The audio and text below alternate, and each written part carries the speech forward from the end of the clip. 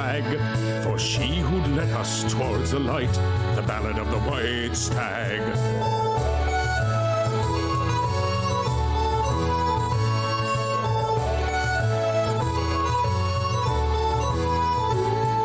The chairwoman sat at her desk one day while the rain came down so hard. She made 5 white stags who brought the sunshine back, and she made them all town guards. She was crossed by a gnome who armed some bombs that would make the dogs into a pond. But the stags were too wise for the tiny gnome, and they sent him back. Hello, and welcome back to Bard College. School's been out for a week, but we have returned to our regularly scheduled programming. When last we left off, the party had travelled to Nazarim. Kirsty, I'm getting not Kirsty, Lucy. I'm getting a bit of feedback off you. Sorry. Every time I'm talking, it's like lighting up. Might need to just turn down a little bit. The party travelled to Nazarim, and they reacquainted themselves with Prince Leverkoth Agrimentalis, or Prince Lever to his pals, who treated them to some hospitality in the middle of this desert city. Seems to have sprung up around some kind of oasis. Every single bit of rock and shade being used to its maximum potential.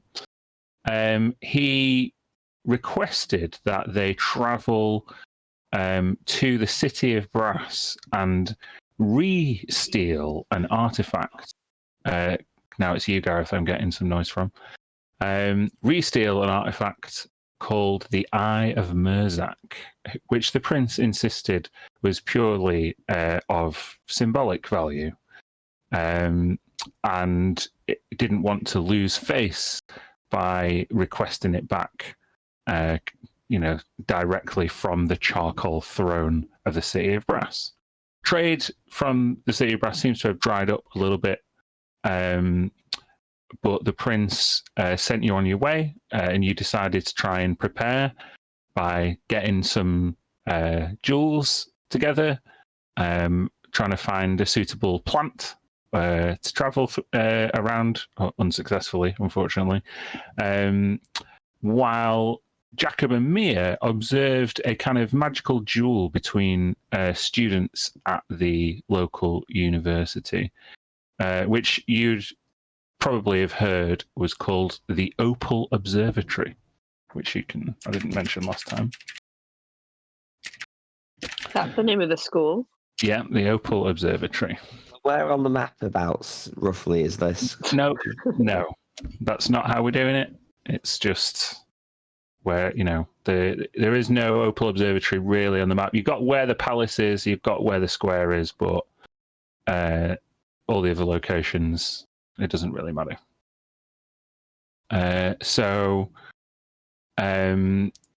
What was I saying? You observed the Opal Observatory, observed this duel outside the Opal Observatory, and decided to try and break into the adjoining library. Mia removed a glyph, and Jacob snuck in, although not very quietly. And at that point, we're going to pick up that very moment.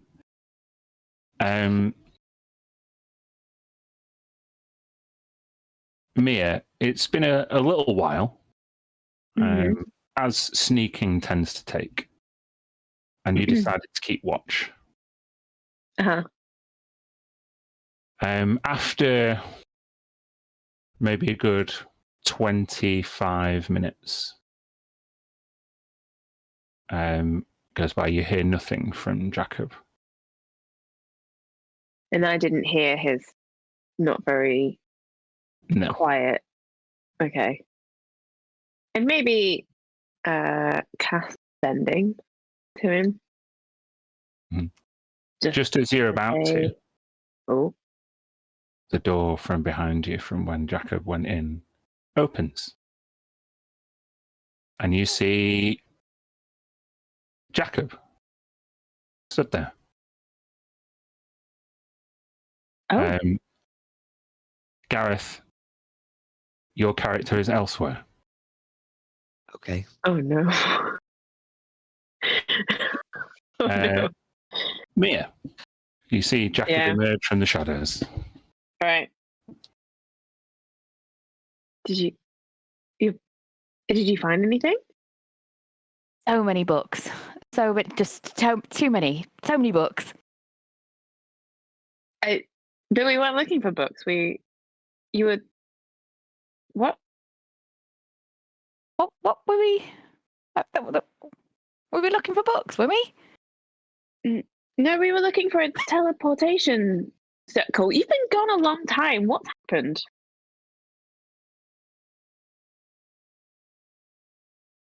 I think I saw a teleportation circle. And the glyphs are what I needed you to remember? Yes. No? I can take you there.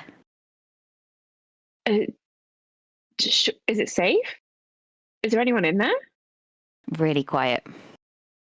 I didn't come with you because I'm normally too loud. But if there's no one there, and you didn't remember the glyphs, then I guess I'll come with you. Yeah, I can show you. Is it just you? Where is everyone? What do you mean? Is it just me? Well, is it just you? Can I? I feel like these questions make me want to make an insight check. Okay, we can do deception versus insight, no problem. Is that sensible? Mm-hmm. Oh no. Yes. Okay. Guys, I can't remember how to play whole play. A deception, yeah. Mm-hmm.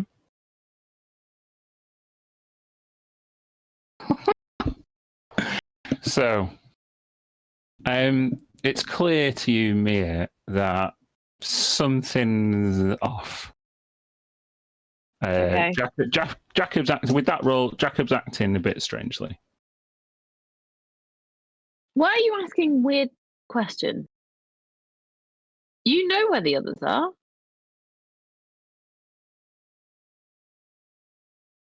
Do I? Don't you? What happened in there? Tell me exactly what happened when you went through that door. Okay. Well, I wasn't going to admit this to you, and that's the reason why I've been so long. I knocked into something and I banged my head. Okay. Okay. Didn't want to admit that. I've been a bit out of it, but I know where the teleportation circle is. I saw it. Are you hurt? You want me to sort your head out? Like, what's I don't want wrong? you to talk about it, to be honest. It's a bit embarrassing. Okay. Sorry. But there's loads of books. There was like a statue. I looked the other way. I thought I heard a sound. Banged my head. Like, I think it knocked me out for a couple of minutes. You thought you heard a sound, but you said it was quiet. Oh, I couldn't see anything on the way back. Being really weird. Just telling you that I've seen the circle. I've seen it. Now I'm going to forget it if we don't go there quickly. Okay, I'll come with you. Sure. On Okay. off. And I'll follow, but I'm very skeptical of Jacob being extremely weird. Given that the amount of time you were stood there and the hurry with which the rest of the guys left the square, I'm just going to see if Smoke and Tilly catch up with this interaction. It's like an open square. It's not far from the palace, so I'd like Smoke and Tilly just to make me either a perception or survival check.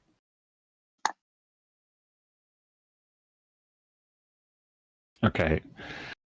Smoke, you're wandering back towards the palace grounds. You're not sure where you're going, but you spot Mia and Jacob having a kind of odd, standoffish conversation at the very edge of a library campus, not far from the palatial grounds. Strange. I'll point it out to Tilly so she can catch up. and I'll walk up and Don't tell them about the plants, okay? I know. I'm a bit embarrassed about that. Did you find anything? Hey, Jacob's been into this school here. He was just gonna take me in to show me the teleportation circle that he found. no, Right, you Jacob? Yep. asked someone to Found it. let you in? I snuck in. Oh, is that kind of Yeah. okay. Now then, Jacob, you know very much the teleportation circle runes, and you take them to a clear area where you swear it was. But yeah, it becomes quite clear within a few moments. Everybody else, this this is after hours in the library. There could very well be a teleportation circle here, and Jacob, with his supply of chalks, starts trying to draw out the teleportation circle from memory. Oh, It looked like this, and this one over here. Yep. Wow, your art's got a lot better in the last year, Jacob. Thank you. you couldn't remember them before. You can make me another check there, Tisha, if you want. Oh, not Tisha. Well, it still says Tisha on my thing, but whoever you are, Oh no. Am Mysterious. I making a check or no? you can make a check if you want. Yeah. Ugh.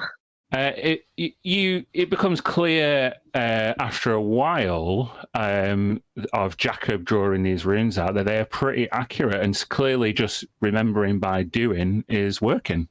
It looks like a proper teleportation circle to you. All coming back to me. But where is it?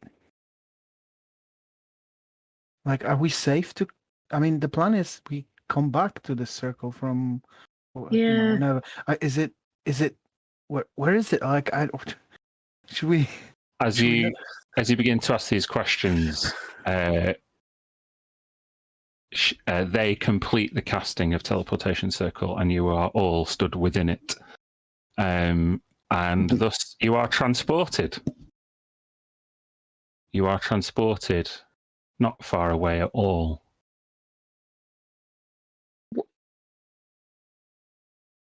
Am I transported too?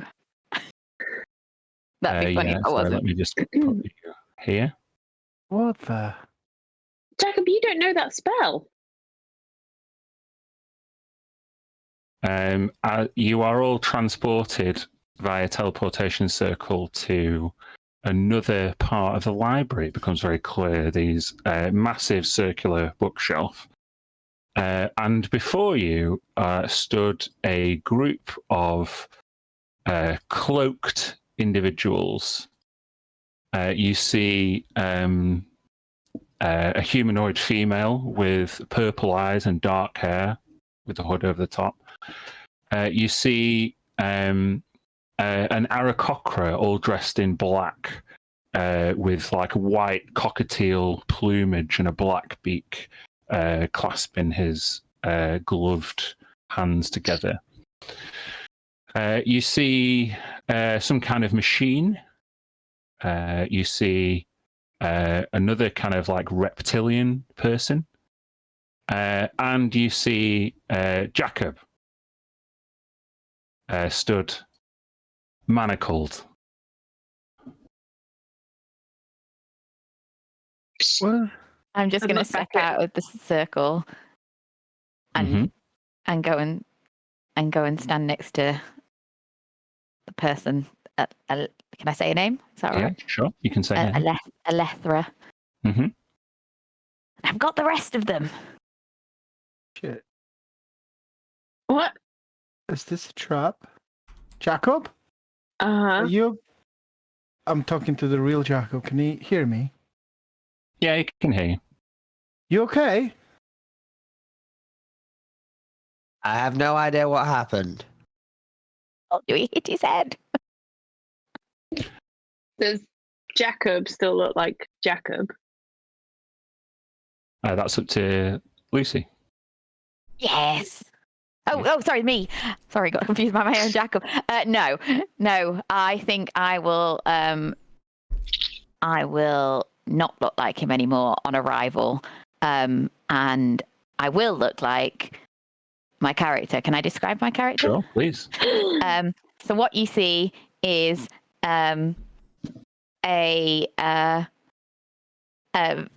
purple, basic looking, basically purple hair, purple skin, dagger, red cloak, and a really cheeky smile. That's it. That's all I'm giving you. Oh, Well done, my sister. See, I told you I could do it. Seems you're not without potential. We found your infiltrator and rounded him up along with you three interlopers. Tell us, what is your business here and why are you snooping around this library after hours? we're in Nazarim on business with the Prince Lever, and we're about to leave the material plane, and we wanted to find a teleportation circle to get back here. That was it. Just need some public transport. I mean, that's all. We didn't mean to specifically infiltrate this library, and we have no idea what goes on here. Yet you dispelled a magical glyph. One would easily determine this in court as an act of breaking and entering. There are many valuable tomes within this library, and magical transportation in and out of Nazarim is extremely sensitive. And you see at this point, she looks very young. This female, the like violet, like purple eyes stare intensely towards you as she clutches a book which she is handcuffed to. You notice. Well, that's really the only kind of discernible like feature of what she's wearing or any equipment. Just a black cloak and a book that she's handcuffed to.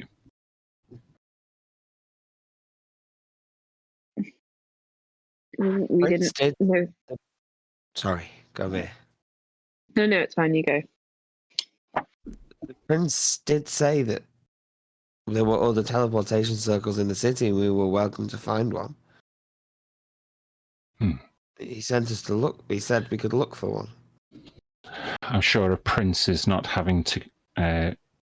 used to having to keep their wits about them when they travel. He can swan in and out of his palace. I'm quite sure he's never used a teleportation circle that's been cast outside it. But trust me, a teleportation circle in this city is an open door, a gateway through which all manner of jealous onlookers from beyond the Isles could waltz through at a moment's notice. And so, you were given permission to travel to another plane by the prince. I ask you again, what for? I don't really see how that's anything to do with you.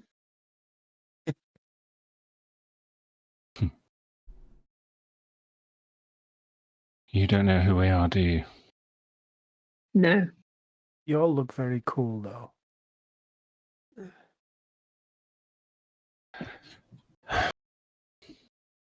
We are the 9 rings of Nazarim. And while the prince cavorts around making deals and swapping jewelry with other heads of state, we are the central power of this city. We are the ones who keep it protected. We are the ones who guard its secrets. And if you think that the prince can compel any one of us to assist you by his command only, then you'd be gravely mistaken. My father is the head of this library, and he is a sage wiser and more knowledgeable than a prince and his father combined. He has no sway here. However, if we were to know the nature of your mission, then if it is in Najarim's interests, we may be able to assist you. We seek to establish trade with the city of Brass. We're Why being send sent a group of emissaries. adventurers? What? Why send a group of adventurers to? Why not trade envoys? There must be something important, something dangerous. What is it? Can I whisper to Mir? Yeah. Yeah, I'm gonna try to whisper to Mir. I'm just gonna say like, in whisper, he didn't say we're supposed to keep it secret, did he? Could just tell them. Their politics isn't, doesn't concern us. Can I do a bit of a vibe check on these people? I've checked. Yeah. It's one of the. It's between perception and They survival. seem. I met a lot of people. They seem super evil. They seem like just very protective. Well, they're all they're all cloaked, and they've thrust you here through a teleportation circle. The only thing that's visible, really, on this person is the book that they're chained to. So, Can I see anything on that? you can make an Arcana check if you want. All right. Bless you. The evil Thank tome you. of evilness is called.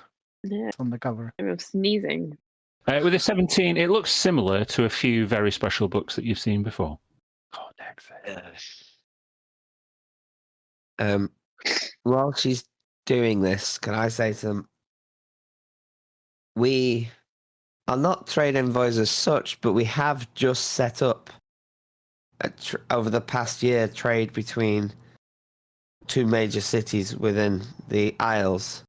So we do have some experience of trade matters, and we owe the prince a favor. So he asked us, and we said yes. You can make a persuasion check if you want. The deception. Or He's lying about the jewel. Yeah, I'm Clear. hiding some information.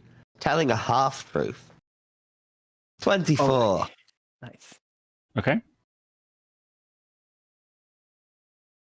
They were all 32. Sorry. Yeah. They're all Gilcrests. Alethra turns around. Trade between the city of Brass and Najarim has indeed dried up. And it is in our interests that trade is re-established. There are many wonderful magical items that have made their way from the Charcoal Palace itself into this very library.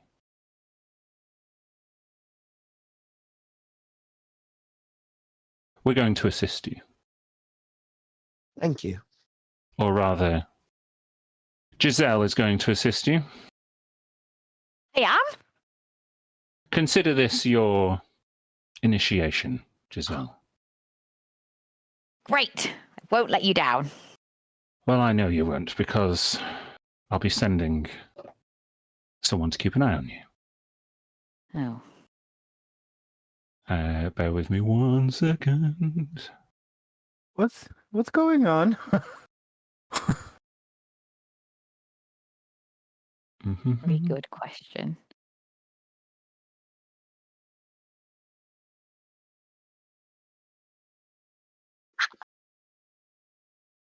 Sorry, I'm just some of the detail that I need on Lucy's new character is not. I love this map, by the way, Dan. Thanks. I didn't draw this one. Bear with me.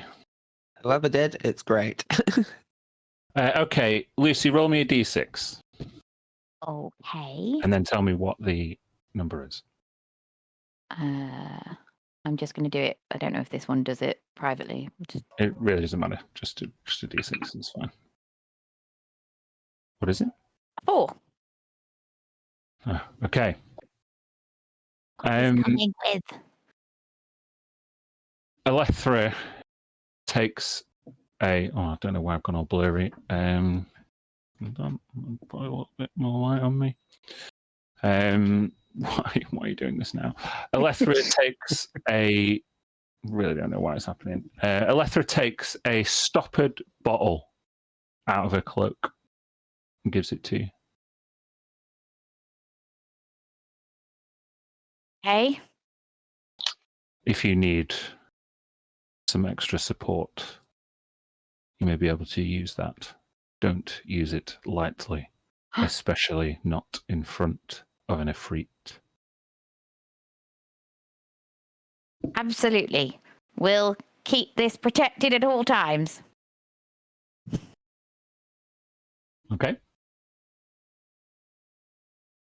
I really don't know why my camera's totally out of focus. Ugh, is it on me? So, you're to assist this trade mission, Giselle, and with a wave of a hand, Jacob, your manacles are released. Thank you. I walk back over to my friends.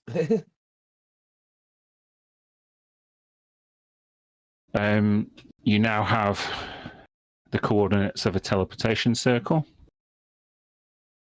Cool. That will take you into the Great Library of Al-Arak. That's cool.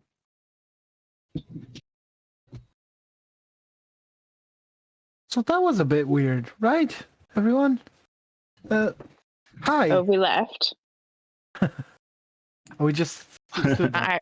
I'm with you. I'm just going to stand there in cross my arms. What's your name? That's cool trick with the Jacob thingy. You really convinced me. And then she says, "Well, I suppose it won't. You need a name. So I think I can tell you my name. It's Giselle. If you need to say my name, it's that." What?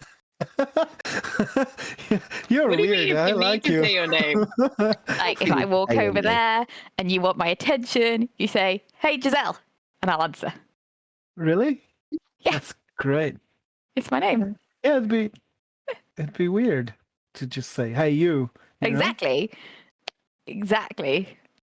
And I don't think they'll mind me saying it. Right. I'm here to help. Assist. That's what I'm here to do. What are we doing? What's the test that they're saying you're doing by coming with us? What is the test? Well, I mean, I don't think I can divulge the test. Is that like the Oh, okay. It's the. So have you Giselle, been? Go on. is this your first mission?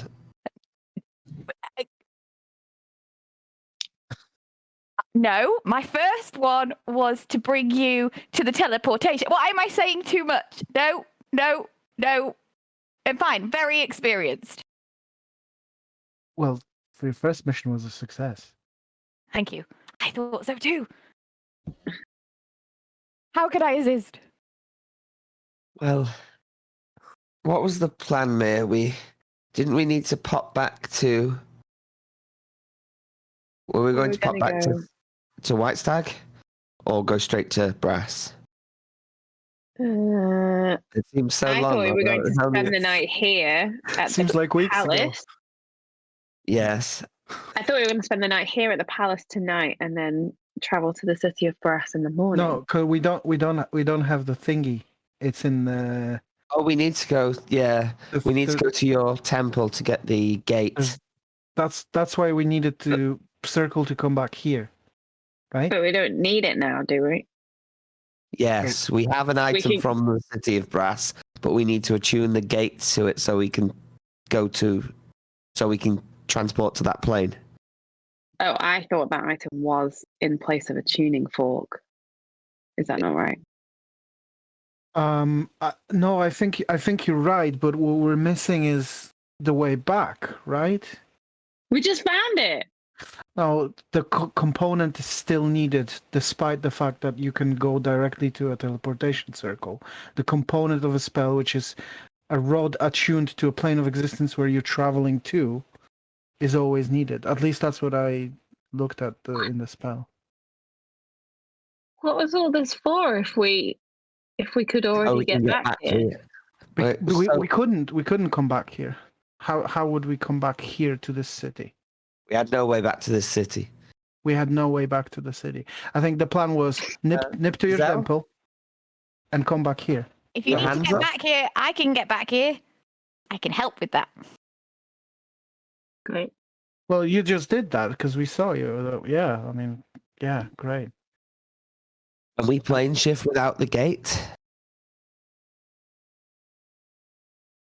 Without what? Well, the staff that the prince gave us from the City of Brass is it's not a way for us to get there without a spell or something, is it? Mia, can you transport us, or do we need the gate? Maybe I need a bit of clarification from the DM. The item that they gave us. Yeah, it's a wand attuned to the City of Brass. Yeah. So You is can it use does that tuning fork. in place of the metal rod that's needed, or is it Mhm. just an right? So we can get there using plane shift without needing anything else, and Giselle can get us back here. Cool. Does Giselle have the rod attuned to this plane? That's what you need. That's why we were going to go get the cubic gate. Yeah, a rod attuned to this plane is basically any tuning fork, like that. As long as it's of the same frequency, as long as it was made on this plane, it's attuned to this plane. So a tuning fork to the material plane is really no big deal. So we can just assume we got it and we can come back. Giselle's got one. Fair Hi. enough. That's fine. Right. Cool. So then, Cool. do we want to wait until the morning or go now? I think wait until the morning. Yeah, now that we don't have, I managed to buy a lovely little gem. I wanted to show you, Mir. What do you think about that? Sure, the 2,000 gold were that's what I paid. Mm-hmm. I get You can make a perception check, adding your proficiency bonus if you wish. Me. All right. So it's this plus another 6, so 30. It's in a gate worth about 300 gold pieces. Ah. Oh, has Tilly told me how much it was worth? Oh yeah, I told you much you how much I paid? paid for sure. Yeah, I paid. She said it was worth 2,000 gold. Uh-huh. You don't agree? I mean, beauty is in the eye of the beholder, Tilly. So if you think that it was worth that, then it absolutely is worth that. It's not for a spell though. You know that. No, I know that. What do you need it for? There's a cool little spell I could do from my staff, but I need How much does it need to be? The shopwoman worth? rolled a natural 19 on a deception check, just saying. fantastic. What does the worth of the gem need to be for your spell? I will tell you now. 1,000. I need more than that, don't I? I don't think it'll. I'm so sorry. I don't think it'll work. You were scammed. If I find this seller again, then I will give her a talking to. Stern words shall be used. I'm sure she's very used to This it. of disappointment. And do you know any sellers here? Giselle, are you from here? From Yeah. this? Were you born in here, this town? Arrived in this. I've been here a while. Do you Most of know? my Not life. an answer. Do you know any dodgy sellers that look like? And I described the woman to her. You can make a Giselle. history check Okay. if you wish, Lucas. Yes, that's my great aunt. Oh, me. Yeah, how good your description is. Oh, it's gonna be great. Yeah, she was really fat, and then she had beard and weird hair, like curly but then straight, and then curly again at the end. That was really. You know, I weird. think No. No, No. Sorry. Jacob, if you didn't give me like a lot of money, I would be really upset right now. That is a lot of money. Do you know any? Oh, this is. See, we've got a source of somebody who's in the town now. Do you know any legitimate? A really useful source. You said that in a way that implies that you're not. I'm sorry. That was Lucy. That was Lucy coming through. Okay, Giselle's fair fine. enough. Carry on. Do you know any honest gem sellers in the city that we could go to and I could buy the gem I need? Honest gem sellers. Do I DM? You can make a history check if you want. I think Finding 15. an honest person in Najarim is a. Just tell me what it is, please. 15. You know who to avoid, and how not to get fleeced. You're skilled in bartering, and you've even used magic to stack the odds in your favor to get quite a good bargain. You're used to dealing with booksellers, but you reckon you could find a pretty good jeweler in the morning? I can find you one in the morning. Well, that would be great if we can spare the time. It's not really super urgent. So if Maybe take me with you as well. Tilly, I spent a lot of time learning about jewels. I don't. I'll take everyone because Mr. Smoke was there and I asked him for help and what he said is you're doing fine and I was not doing fine at all. I don't know if you wanted He's to a supportive friend. supportive or just had fun at my expense. I don't know anymore. But I'm gonna not share my pipe with you tonight, Smoke.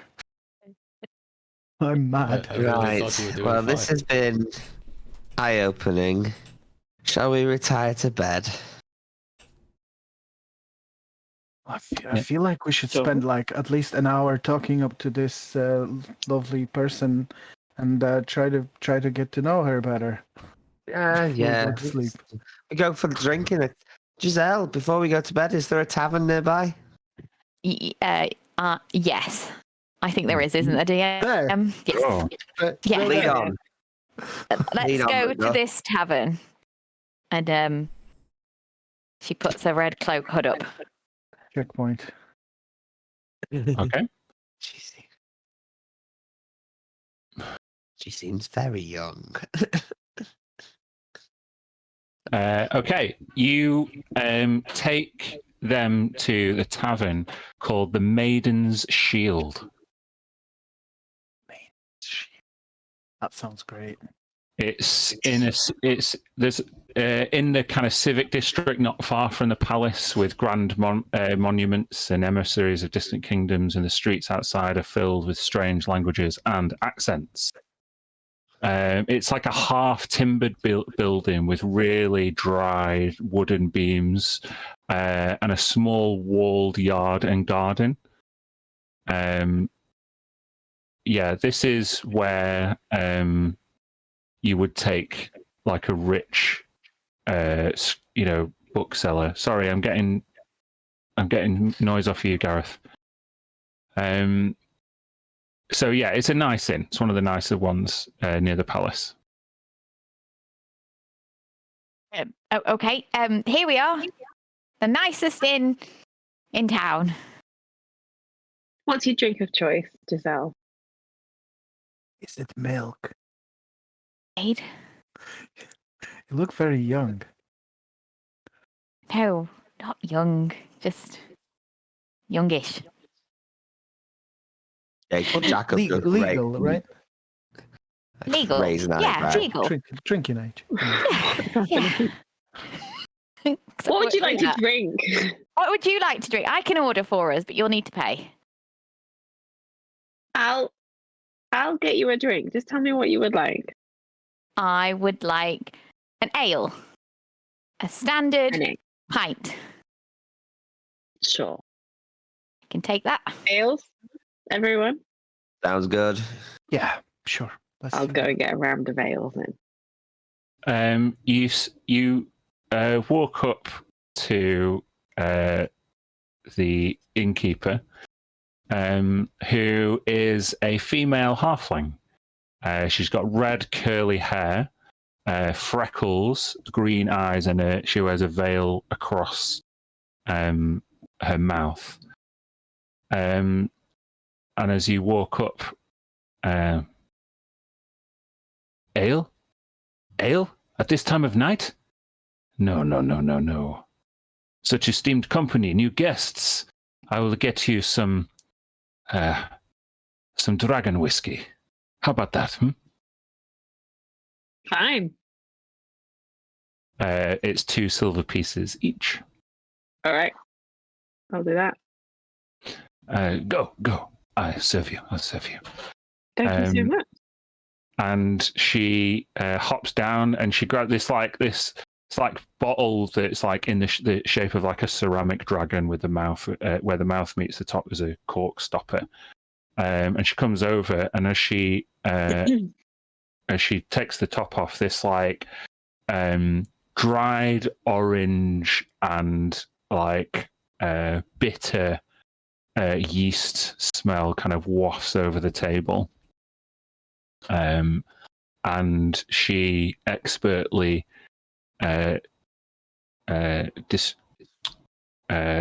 decants it into these kind of like frosted, heavy-bottomed red glasses. And as she does so, it kind of lights up like with fire for a second. Yeah, it's a bit of a show, and the smell is only intensified when the glass is poured. She takes a bow and she puts the stopper back on, puts it behind her back, and slinks off. Well, this definitely doesn't look like ale. Although I asked for it, and she made it very clear that was not appropriate. It's amazing. What a show. When in Nazarene. Wow. Yeah. Looks Cheers. great. Tip To my new finger. friends. Dip my finger in it. Just try it out. Mm-hmm. If you are drinking, you can make a Constitution saving throw. Yay! DC 13. Like Tilly would drink it would probably Yes, be no. over a period of time. Tilly. Yeah. Oh, you've all passed. Yeah. You can stop whispering now if you wish, Lucy. I don't want to give it away. Well, you all passed. So for the next 24 hours, you are resistant to fire damage. No Cool. way! That is Nice. sick. Useful. How incredibly useful for where we're going. Well, that's dragon whiskey. Can we buy the whole Are we- bottle? That sounds You can go and ask. Are we aware of this, or is it just player knowledge, not It's just character? player knowledge. Yeah, okay, cool. Fine. Tilly rolled so well. I explained this by the fact that because she normally doesn't drink alcohol. She just sips it like very slowly throughout a longer period of time. So as these guys will probably get other drinks and whatever, and just took one shot, she just literally just dips her tongue in it for the next hour or however long we are. But you're choosing, you're just not doing alcohol, but I'm pretty sure I watched a video where you were talking about how stoned you were. You're choosing your choices here. No. It's clear. It's clear differentiation. Yeah, she won't touch alcohol. She doesn't eat meat. She's a vegan, but yeah, she's a stoner. That makes perfect sense. Okay, all right. Okay. That made me laugh that bit. It was supposed to. Any questions over the dragon ale or the dragon whiskey rather?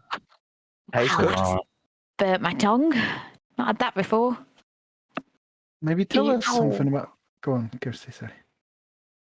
No, that's a good question. You go. Maybe tell us a little bit about yourself. But I know you've got secrets. I know everything around us. Secret mage, association is off the limits. But like personal stuff that you're not worried about sharing. Maybe not too personal. I get it. We just met, but like you're gonna travel with us, and we are a tight group, Oh. right? Smoke.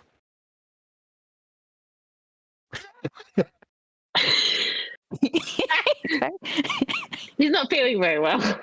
I don't feel like he is very silent over there. Very, very scary, actually. What could I tell you? Well, I suppose you've seen the trick. I could do that for you again. Oh, changing What you look like. Yeah. you look like. And then she has a go at. She gets out something in her pocket and looks at it, and you can't see what that is. And she stares at it, and then she becomes Tilly. That is so amazing. It's so amazing. Okay, I cast alter self at will and change into her original form. Looking back Cool. Can you both? So cool. Do your heights change with this, or no? Just put alter self up there for me. Oh, there it is. It's there, yeah. Change appearance. Decided what you look like, including your height, weight, facial features, sound of your voice, hair. Wow. It's pretty much shape changing. Yeah. Ooh. It's my druid circle thing. But if you're still medium, then yeah, Tilly grows to your height. So wait, you changed to look like me and persuaded this lot to follow you into the library where you then took them to where I'd been Yes, I captured. did. Yeah, yep, I did that. Yes. So you can look like me, but can you acted like me as well? Who are you talking to? You. Well, you're looking at me. I'm looking As at the Tilly. person who currently looks like Tilly, but is in fact you, Giselle. Just playing with you. Just playing. What was the question? So you Can have I to talk act like you? like me. You had to act like me as well, then. I mean, yes, I acted very much like you. It was kind of weird. Oh, at least one of my friends knows me well enough to know that it wasn't me. Well, Thank you, Nate, for that. I mean, she did Well, follow you she- into the circle and she said- everything. But... Yeah, she said that you hit your head, and I was like, yeah, I believe that. So after that, all bets were off. The last thing I remembered was a light. I saw a light go out, and then I was there where you saw me. Sounds like you hit your head, so she was right on the money. Mm. Mm, We'll think Big of. dark. Well, we need to think of some good catchphrases for you, Giselle, if you join this group. You know, Like what? when you get in a situation and then you say like, "Oh my," or something. But something good, not like Oh, like What? Oh my. thing. Oh my. What's your catchphrase? my catchphrase is, "Do you want to try this pipe?" Or That's usually great. mushroom if pipe not available. I don't. I actually don't know your names. Oh yeah. Shit. Who That's are right. you? Maybe you could introduce yourself. Yeah, I've given my name away. And then maybe you could give like your catchphrase when you say your name. No, not all of us have a catchphrase. It was a weird thing to have. My name is Mia, and I don't have a catchphrase. That's her Oh. catchphrase, actually. That I she feel like doesn't have a that. Yeah, catchphrase. it's a good one. Tilly, what is going on? I kind of, when I use this spell, I don't use it too often, but my mind. I'm just gonna change back. I'm just gonna change back. You've gone dizzy from suddenly being taller. Could you also change back, please? Because it's She's just pissed weird. for the first time ever. Yeah, she definitely is, but yeah, under influence, I assume, even though she's not like throwing up or whatever. Yeah, I'll go back. Okay, well, Are I'll we- think on my catchphrase. Hi, Mia. Who are the others? Guess I need a name so I can go, hey. Tilly, Hi, I like- Tilly. I like mushrooms, and And that's a good catchphrase. I literally like. I like mushrooms, and I change into animals. Okay, good. Any more? I'm Jacob the Terrier. I don't really have a catchphrase. I just sneak around and stab people. Normal people don't have catchphrases. No. I Okay. just sneak around and stab people and occasionally try to make witty quips that generally fall flat. Oh, That's a good catchphrase. I like This it. is good insight. Things Who I you think do. you All are. right. I'm going to put you all out of your misery with this fantastic roleplay, and we're going to take a break for 20 minutes. Jesus Christ. We'll come Cool. back to it. See you in See you 20 in a minutes, bit. folks. Come gather near and bend your ear for a tale our tongues to wag. For she who'd led us towards the light, the ballad of the white stag.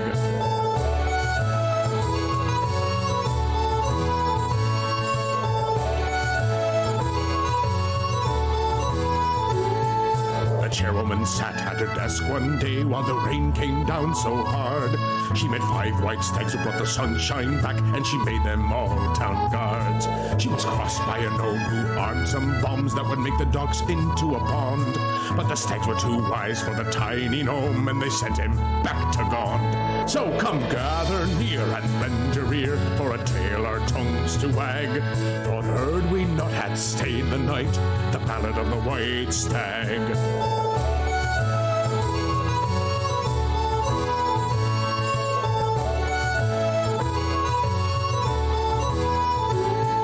She roused her men at the feasting hall, and she took the stags to the city wall. With a lightning strike and a nasty fall, the chairwoman saved us all. When the nightfall came and the chanting stopped, and I nearly spilt my drink. For in the dark, with Mistress' aid, she turned the walls to pink. So come gather near and bend your ear for a tale our tongues to wag. Thought heard we'd not had stayed the fight, the battle of the white stag.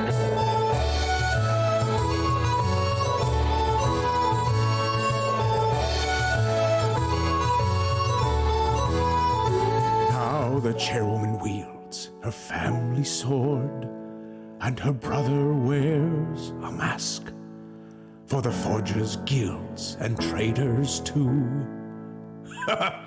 There's not too much to ask, so come gather near and lend your ear for a tale our tongues to wag. You better tip your glass, 'cause she saved our ass, the battle of the white stag. So come gather near and lend your ear for a tale our tongues to wag. You better tip your glass, 'cause she saved our ass, the battle of the white stag.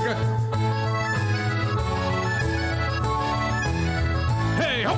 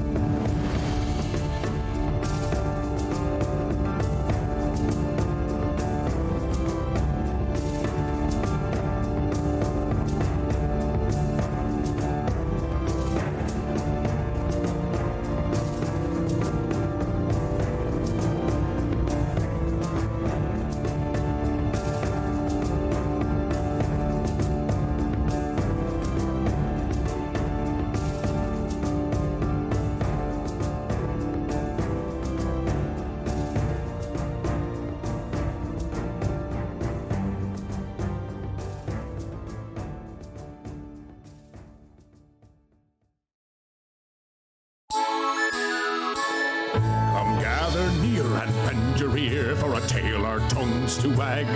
For she who'd led us towards the light, the ballad of the white stag.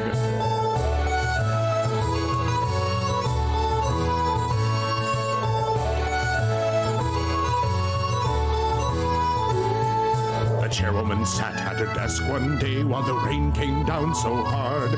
She made 5 white stags who brought the sunshine back, and she made them all town guards.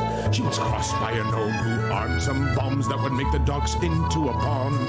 But the stags were too wise for the tiny gnome, and they sent him back to Gond. So come gather near and bend your ear for a tale our tongues to wag. For heard we not had stayed the night, the ballad of the white stag.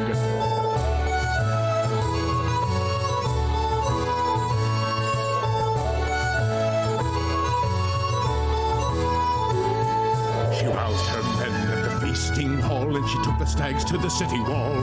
With a lightning strike and a nasty fall, the chairwoman saved us all. When the nightfall came and the chanting stopped, and I nearly spilt my drink, for in the dark with Mistress Aid, she turned the walls.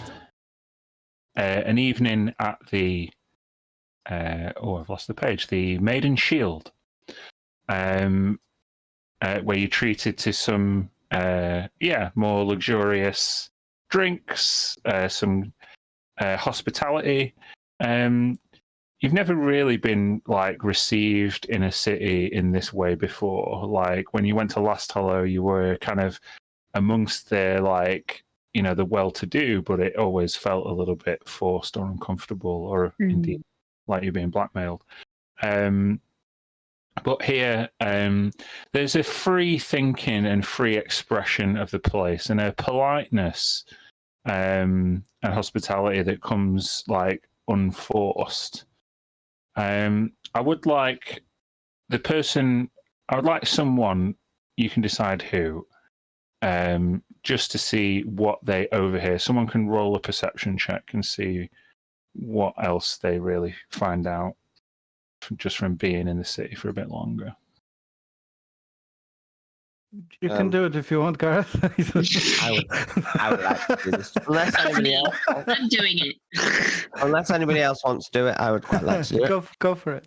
You crack on.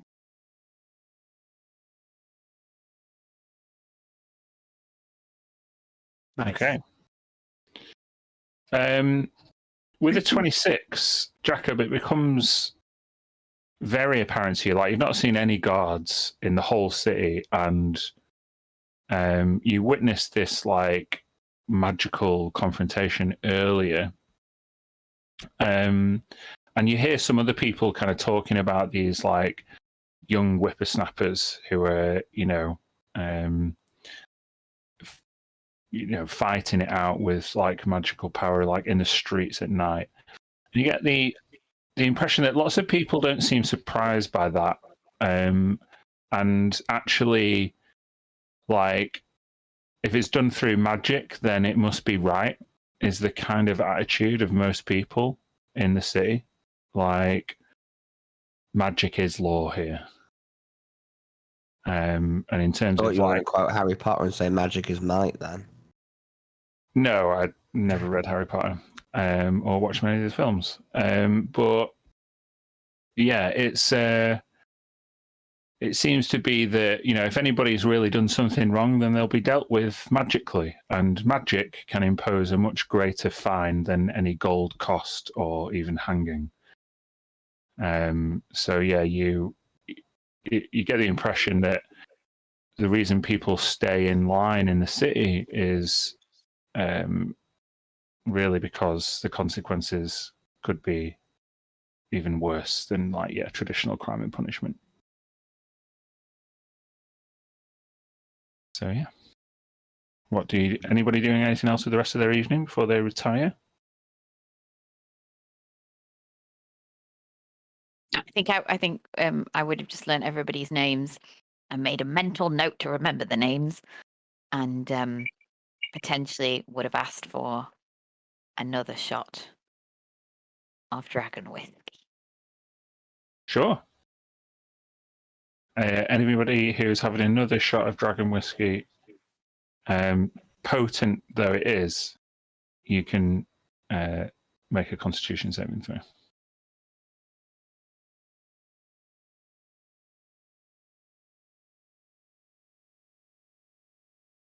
Okay, just Mir and Giselle. Jacob was a bit wary of this town. Okay. He's used to the rule of law, not the rule of magic. Mm-hmm. Lily's drunk after one shot, so she's good.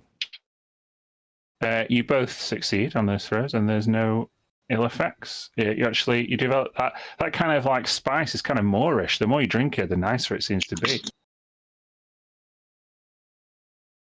Yeah. Like Cheers, most whiskey, Mia. to be fair. Yeah. Cheers. All right. So do you retire to the palace grounds where your accommodation is? Yeah. Giselle, we welcome there. Are you okay to go in a palace, or is there like a thing between your organization and the prince? Because it seemed like, from what they were saying, some politics going on, right? I have been asked to assist you, so whatever you do, I do. And if we Sounds were to good. jump off that bridge over there? So be it. Okay. I'm sure you could change into a bird or something. Exactly. Or somebody else. Yeah. Yeah, Sounds no, good. I think Make a history check for me, Giselle.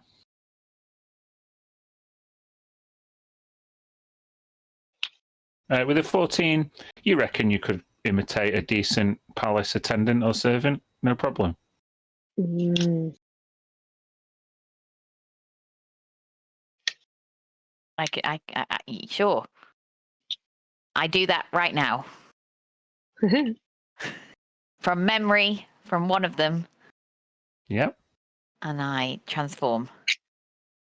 DM, do you think her transformation, if she does it in front of us, looks different to like magical transformation, like more sort of a physical trait of her? Is that visible? Is that something or Tilly at least would notice? You can make a nature check if you want there, Tilly. Sure. 23. Oh, yeah, with a 23. You've probably even heard about creatures from the Feywild that could do this kind of shape-shifting. And okay. Cool. I've heard of people like you, Giselle, that have Yeah? this inherent trait. Yeah. I don't think I've ever met any, but I mean, I can do some fun transformations. You probably will see some of them, but they're all different. Yours is like a part of you. It's fascinating. Thanks. I'm Yeah. pretty proud of it myself, actually. It's really good. Thanks. Well, I have to let you in on a secret. I have to have Do it. Seen the person. I can't just magically, Imagine someone. Yeah, exactly. I mean, But I if can you- imagine lots of people, but I just can't.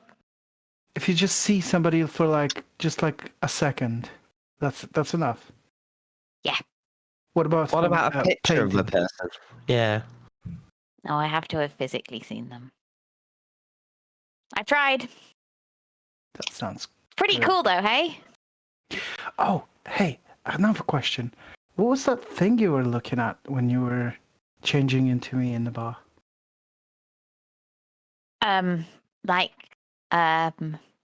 Like my focus. Ah, It's just something that works when I have my focus. is it something special for you? Like I'll tell you about it another time. Is it? We're not that familiar yet. Okay, well, Not yet. But Vanquish you won't say it quite like that. Vanquish We'll a few get round monsters. to that. No, that's great. That's great. Okay. So I'm now a fully decked up, decent palace attendant. Yep. Robes and everything. You could even steal a tea tray on your way out of the Maiden Shield if you really wanted. No, I don't No, want it. okay. All right. So you make your way back to the palace. Just make a deception check at advantage, Giselle. See how well you blend in. Oh, Thank God for advantage, eh? Yeah. I mean, even with a 16, you do get like a few wry looks. Someone swears that you're not meant to be on shift today. Somebody else just looks confused while you start talking. However, you do successfully make it into the palace grounds. And yeah, that you can all take a long rest ahead of your journey finally tomorrow. To the plane of fire. Nice.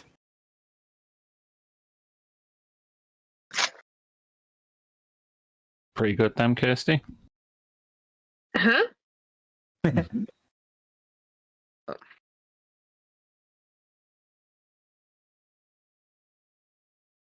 Okay.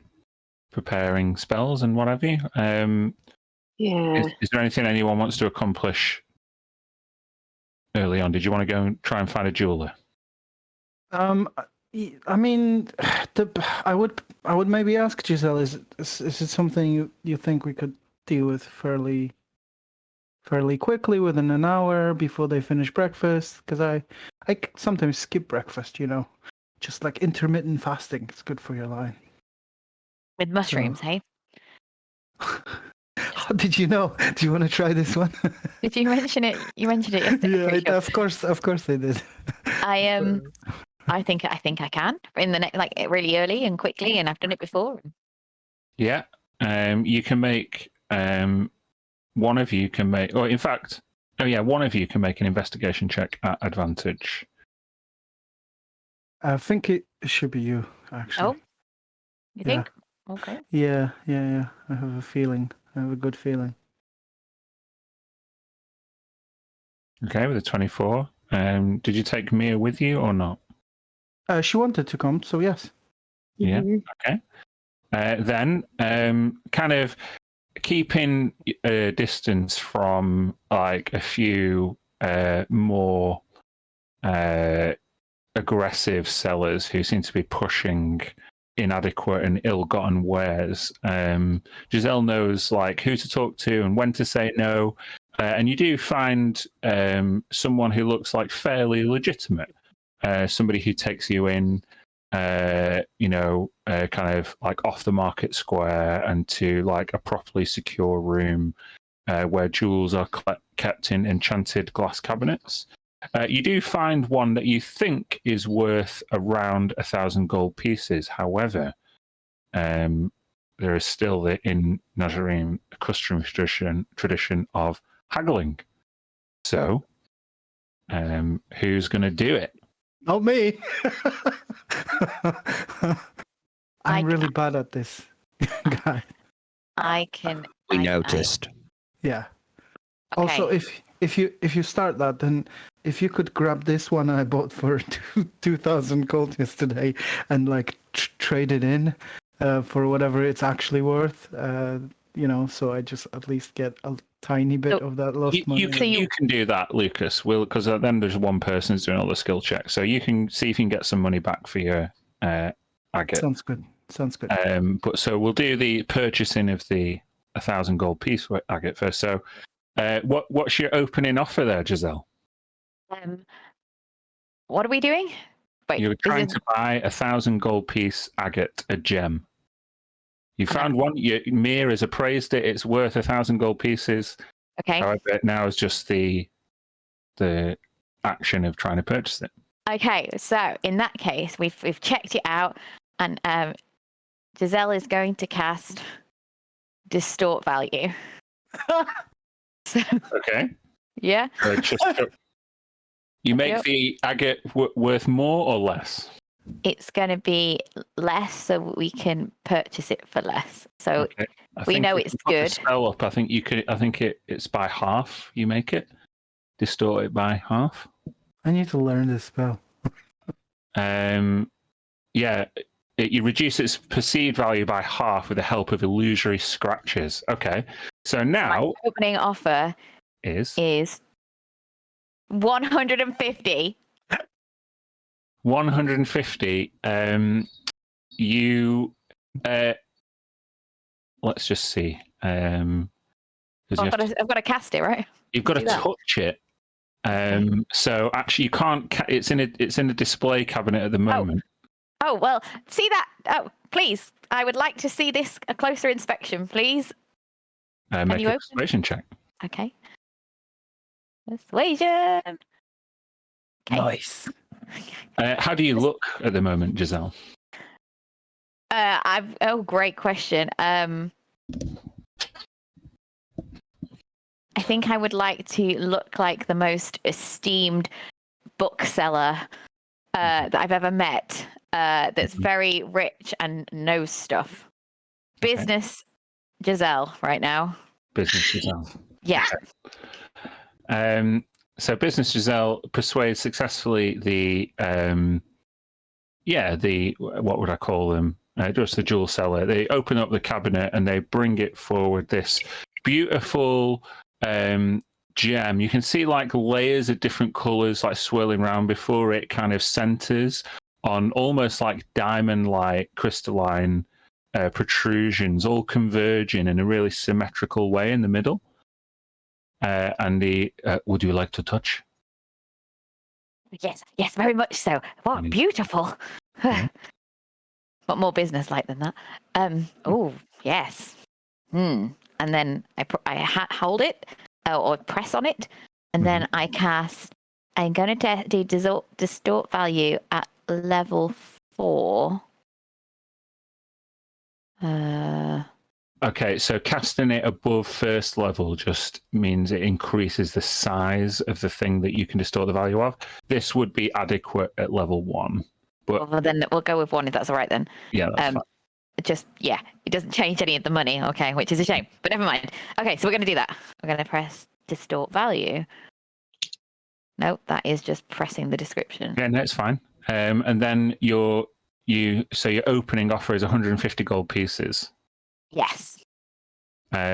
He looks this seller totally aghast at such an insulting offer until you actually point out some of these imperfections that you have managed to spy. Well, that is the last time I let the apprentice clean these jewels. I'm sorry, but 150 is still no good. I'm going to have to insist on a minimum of 400. 400. 400.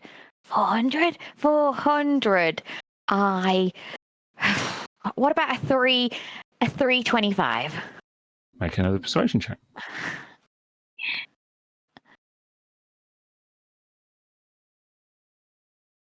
Oh, no. We will have to meet at 375, I'm afraid. That is the lowest offer I can make. That's, you know what? It's understandable. 375 for the scratches. I think we can do that. We can do that. Very well. And he offers his hand. And I shake his hand. Mm-hmm. 370. Is that what we agreed on? 375. 375. See, still bartering. 375? Always hustling. No, I don't. It's going to be an IOU. Can I come back later?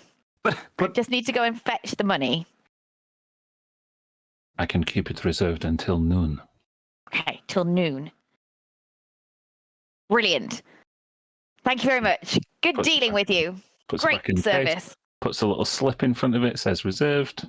And locks it. Reserved for Miss.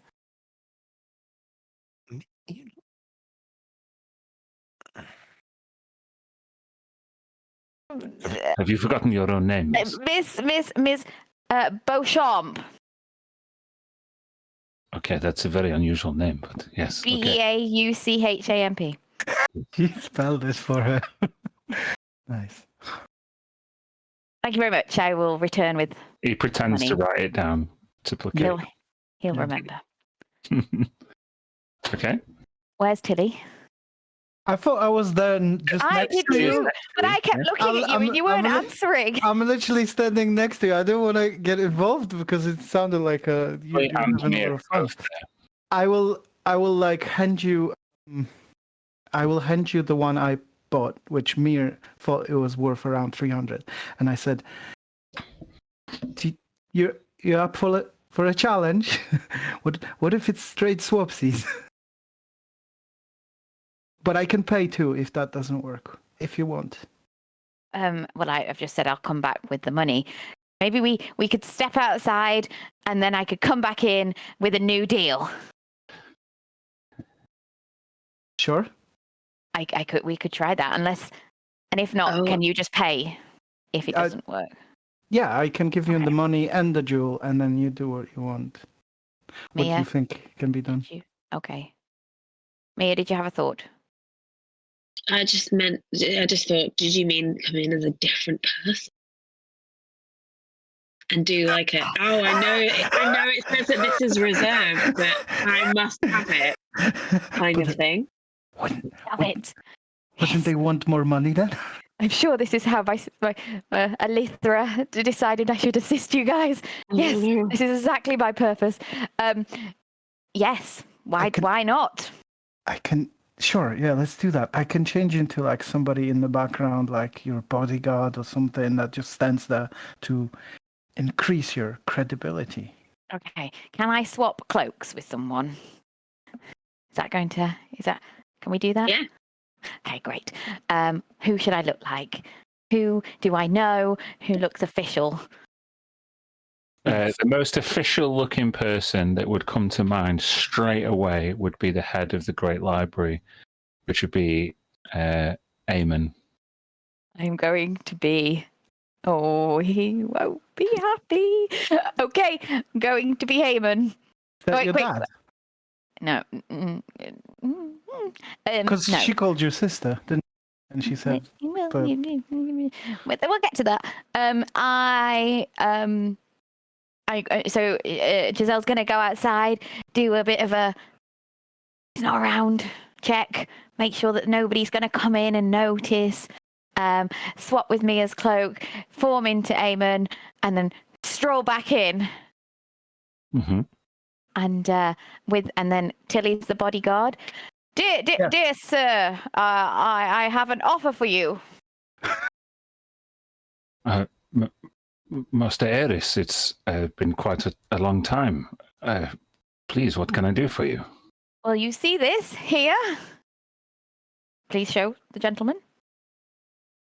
Bodyguard. Thank you. Yes, we would like to sell this today. I would gladly offer you a fair price for it as the Nizam of the Great Library of Al-Karak. It seems to me to be worth maybe 250 gold pieces. Ah, interesting. Giselle touches the fucking hell, the piece there, and she will cast distort value again. And now she would like. It takes a minute to cast, and you're clearly casting a spell on the item in front of the person that you're trying to barter with. Did that happen last time? We kind of waved it. Just under the radar. Waved it last time, but Jesus. This time, two times there's isn't going to work. I would recommend. I think it's actually worth 400 gold pieces. Make a persuasion check. I'm going to give you disadvantage this time because you cast it in front of him. 14. I'm sorry, Master Eris. I think 350 is the absolute lowest I can go. I turn to my bodyguard. He says in like a deep voice, Master, you remember you require a bigger one. Maybe he's got one you could swap for.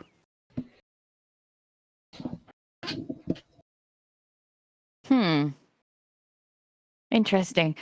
You see that in the cabinet over there? Yes, it's much larger and more resplendent, much more suited to a man of your station. However, it has been reserved not 15 minutes ago. Oh.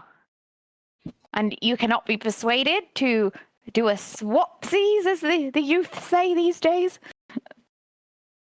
I am afraid that my word is my bond, and if I to sell an item that has been previously promised to another patron, then I could not be trusted as a businessman in Najarim. However, it is only been sequestered until noon, which is not only a few hours away. If you're willing to have patience, Master Eris, I would be willing to talk business after that time has elapsed, assuming that the other patron does not return. Yes, we have no time. Actually, I think looking at my bodyguard here today, I think we can make a sale and call it a day for our business here today. Thank you. Oh, you permit me to purchase this agate of yours for 350? I think if that is your highest offer, yes.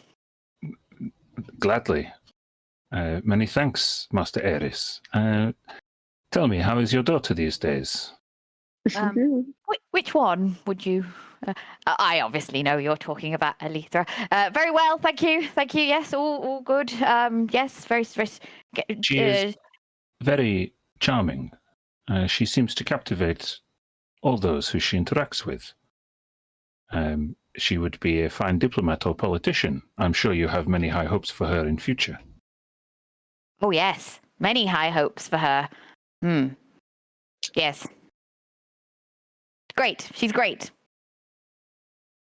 Yes. Very proud. Yes. You seem nervous, Mr. Eris. I assure you, there's nothing to be concerned with. I don't know. There's just a private matter that we're currently remember the talking meeting. about. Remember the meeting, Master. The meeting. We need to go, yes. Oh, I'm so sorry. We must travel on. Thank you for your business today, and I will take that 350 from you now. Okay, you do the exchange. He doesn't insult you by offering a hand, but he gives you a 10% discount card for use in future transactions as a Eris. Thank you very much. Good day. Many bright suns be with you. Many bright suns be with you. Nice. We walk out, change back. Give her 25 gold to make it 375. Go get me the agate, please. I'm going to say, Tilly, you can go in as you. You can be a servant or something on behalf of me. Can you do that? I do it now. Just fuck it. I'll just go back in as the original. It doesn't matter. We do that, Dan. Can we get past this? Yeah, sure. You go in, pay the extra 25 gold that was Tilly's lent you, and you purchase the agate as Mr. Beauchamp. Miss. Beauchamp. Apologies. Yes. You need to keep like a list of alter egos you use for. Yep. The page is being filled. Yeah, I'm gonna change the description of this agate from 3 question marks to worth 1,000 gold. Yeah. And it only cost you 2,025 gold. Yeah, and a buck ton of chaos. At least I got it. The hell is this spell? It's a good spell. Mm-hmm. I absolutely spammed it as suffix all the time. Yeah, it's really powerful because 50% of something that's worth, let's say, 30 grand. it's massive. Yeah. Mm-hmm. Well, that seamless negotiation comes to a conclusion. A little while after breakfast, where Smoke and Jacob have been doing what? What have they been up to while this has all been happening? Eating breakfast. Mm-hmm. Yeah, just waiting eagerly for our mission, I think. Okay. Imagine, I don't know if there'd be a space to, but over the last year, to keep in shape, Jacob would have sort of most mornings practiced his fencing, his sword play. So he'd probably do that before breakfast and then, have food. Sure. He'd probably invite Smoke along to spar in the morning. Make sure Smoke's blade hasn't dulled over the past year. Well, it's a shiny new blade, assuming you show it to him, Smoke. Yeah, I would, but then I think I'd be maybe become distracted and decide that I don't want to use it, and take a range check on the sparring session. Mm-hmm. Maybe go and just sit and reflect a little bit on the sword and Shemeska. Sheath it for the moment. Doesn't feel like something I should just be so easily engaged with. When you reflect a drawing. little bit on the sword, you could make an Arcana check if you wish.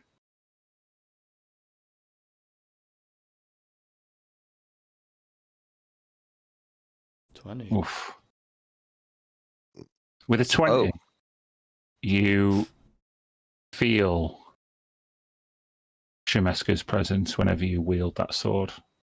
The horrifying image of her kind of desiccated body being sapped of all of its life force before accumulating in that sword. It's as if not only do you carry the responsibility of wielding a powerful weapon as a clan leader of your own, but you carry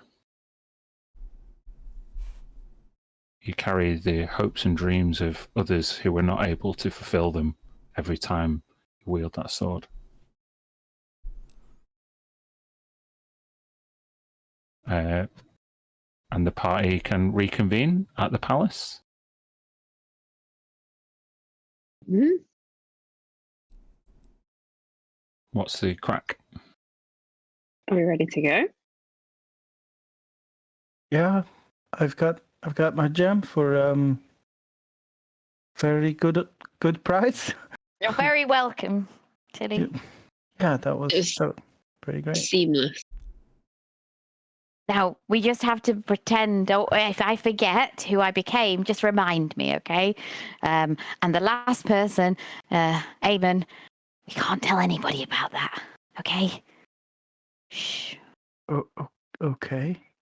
Seems important, but Don't want maybe to for get a into trouble. later discussion. Sure. So, are we bamfing somewhere? Yeah, Think so. I'm going to cast Plane Shift, Okay. which I've never done before, I don't think. Chuck it up there for me. By the way, Kirsty, just so you know, I've prepared that too, just in case if something happened to you or whatever. Oh, cool. All right. So we can come back. So you're going to the elemental plane of fire. The City of Brass on City the of Brass. elemental plane of fire, right? Yeah.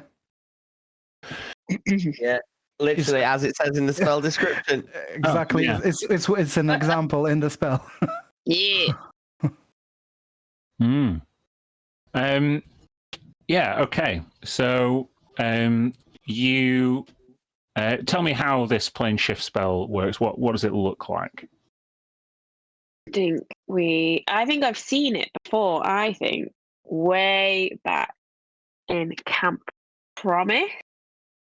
Did we not take part in something where like a fortune teller cast it? Does that sound familiar to anyone else? It was more like a vision, I think, right? Yeah. Is that I think what it I was was running plane around as a shift. vampire. Oh, Yeah, you were ca- still there. I think it was plane shift, and I think we cast I plane shift remember from we the were all item as well to go to holding- your place. Mhm. I didn't know 7th level spells then. No. It was from the cubic gate, the item. That's Okay. how we went to the water plane. Okay, well, as a person and not a cubic gate casting plane shift, I think it would be as all holding hands in a circle And then in one hand, while holding someone else's, Mia would have the wand, was it? Mm-hmm. On the Is it the one that fireballs. I've got? Yeah, The one with the fireballs? Yeah. And it would, I kind of imagine that we would all sort of like from the top, kind of like disappear from the top and then reappear from the bottom in kind of like pink spangly light. Love it. Okay, bear with me 1 second. Just having a bit of problems. Ah!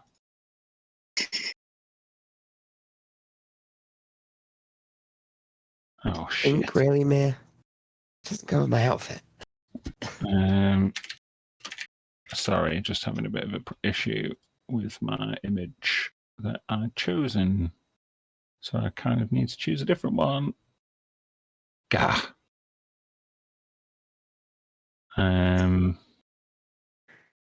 Balls. This sucks. Hold on 1 second.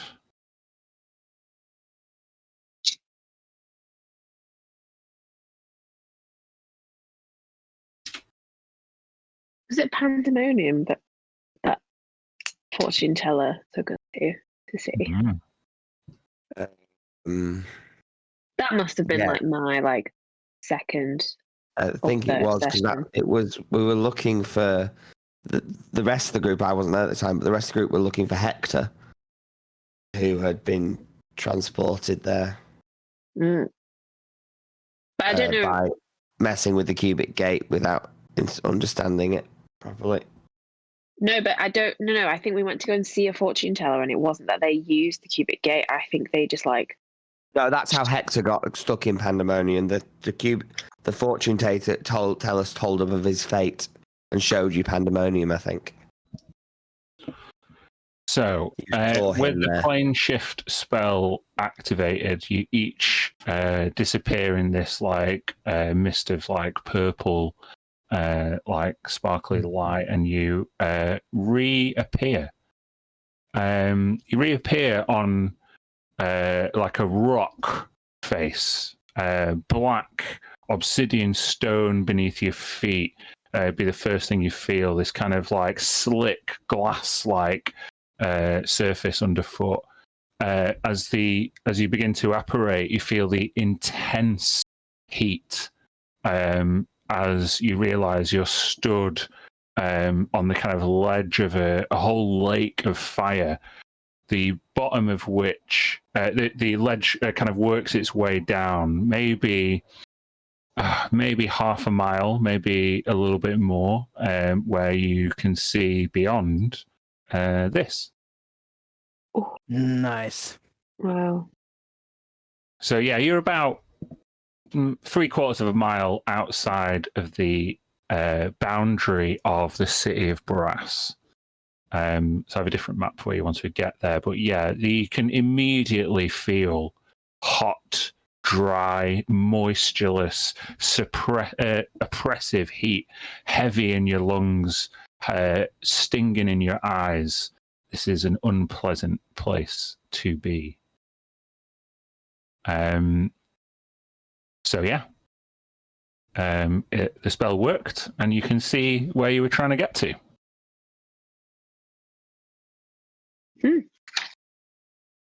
This is It looks like it's going to be a fairly difficult trek just to make it that 3/4 of a mile. and I'm already sweaty. Been here 3 seconds. Oof. Crazy. Come on, guys. It might be some form of get to the city. There might be some protection against this. It's Jacob, go on. I don't know if Dan's okay with this, but based on Jacob's land stride feature, I'd take it Jacob is a bit easier. It's a bit easier for Jacob. Land stride, just remind It's me. a ranger feature. Does Basically, it replace the favoured terrain one? yeah, it's basically not as long as it's not magical, as long as the terrain's not been made difficult through magical means. It doesn't matter where Jacob is. He can walk normally. He can treat it as normally. Yeah, it doesn't cost me any. It doesn't cost me any extra movement or anything to move through areas that are difficult. Difficult terrain. Difficult terrain is not. Right. It's like the status of a grid in a combat range. So it doesn't Just in combat, necessarily okay. make you great at mountain climbing and things like that.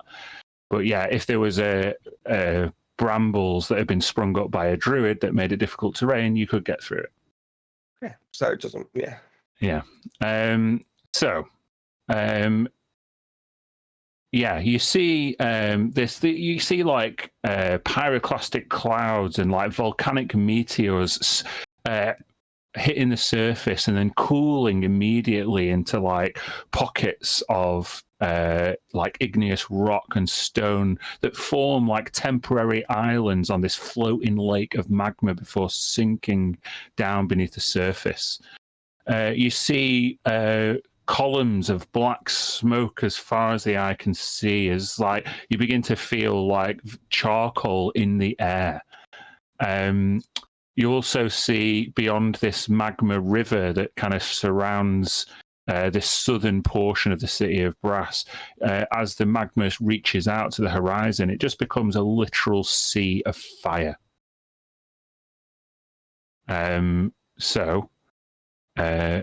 If we're going to make our way towards the city of Brass, we're going to do a skill challenge. Yay! So I'm riding my dog. Mm-hmm. If that makes any difference. Well, the skill challenge, it's up to you to tell me what you're doing and to do the corresponding skill roll. Everyone's going to do one, and we need 2 successes before 3 fails. I think Jacob would go first. Look at scouting ahead, looking at the path, looking for optimal routes, trying to figure out where's best to go, where's best not to go, to figure the safest and quickest way for us all to follow. Okay, then that would be a survival check. Okay. 15 is not a success. It's a very high DC. It's very difficult and dangerous. So we've got 1 fail. It's just, I think maybe, Jacob, you didn't never ever surveyed terrain like this before, and the literal charcoal and black smoke in the air makes it really, really difficult without hurting yourself. But you lead the group on. Who's next? I have a question. Once a specific skill has been tested, is that skill done? I can't. If you repeat a skill check, the DC goes up. Okay. And you already know 15 was a fail. Yeah.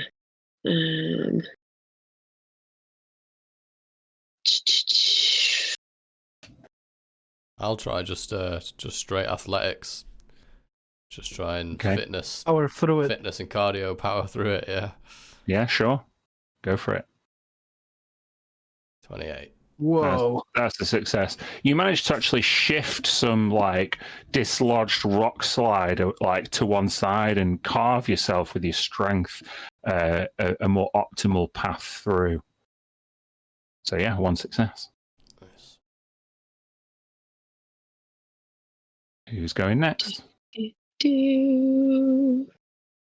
Ladies wanna have a go? I can go. That could just make it easy for me. But how does this skill challenge work? I know we always just make it up and go with like a theory and like how to see if it works. But could you cast a spell as part of a challenge? If you cast a spell and it's appropriate, I might make it give you advantage on the skill check, but it depends how you're using it.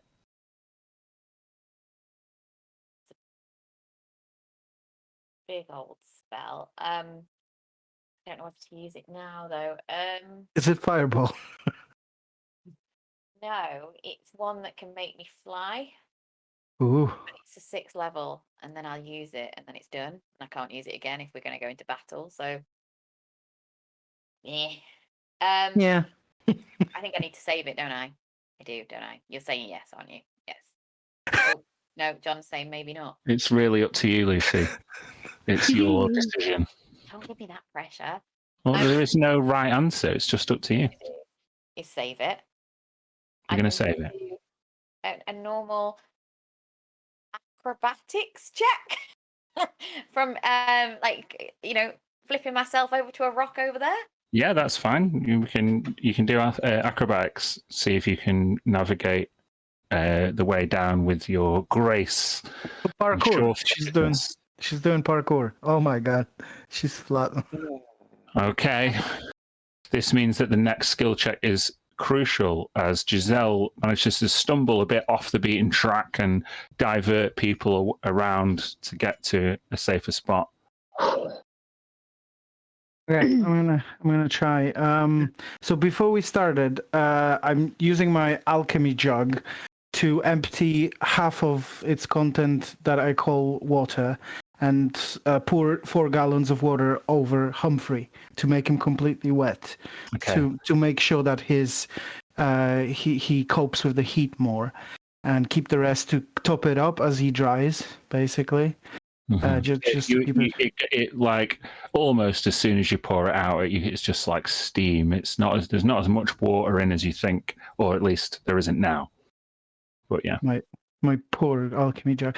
Anyway, I'm keeping an eye on him and giving him plenty to drink on the way. But basically, I'm trying to top of him, stand up and look out for and call out any treacherous paths, any places we shouldn't step, or any places we couldn't, that sort of thing. perception, is that what you? I guess it's very similar to the survival check that Jacob. Yeah, I was thinking you were going to ask me for perception, but Yeah. So I'll. I mean, it's a different skill. It is, but the way it was described was virtually identical to the way that Jacob described it. So it's unfair to give you a different skill check.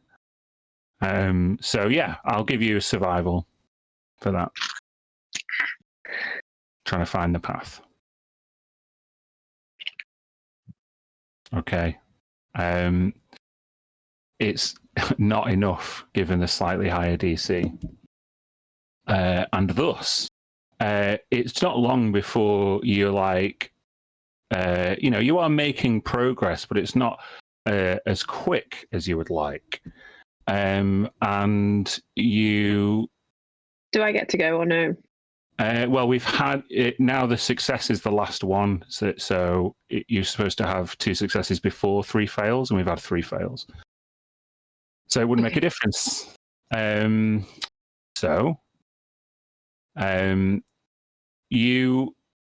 make your way down to the kind of like nadir of the path, and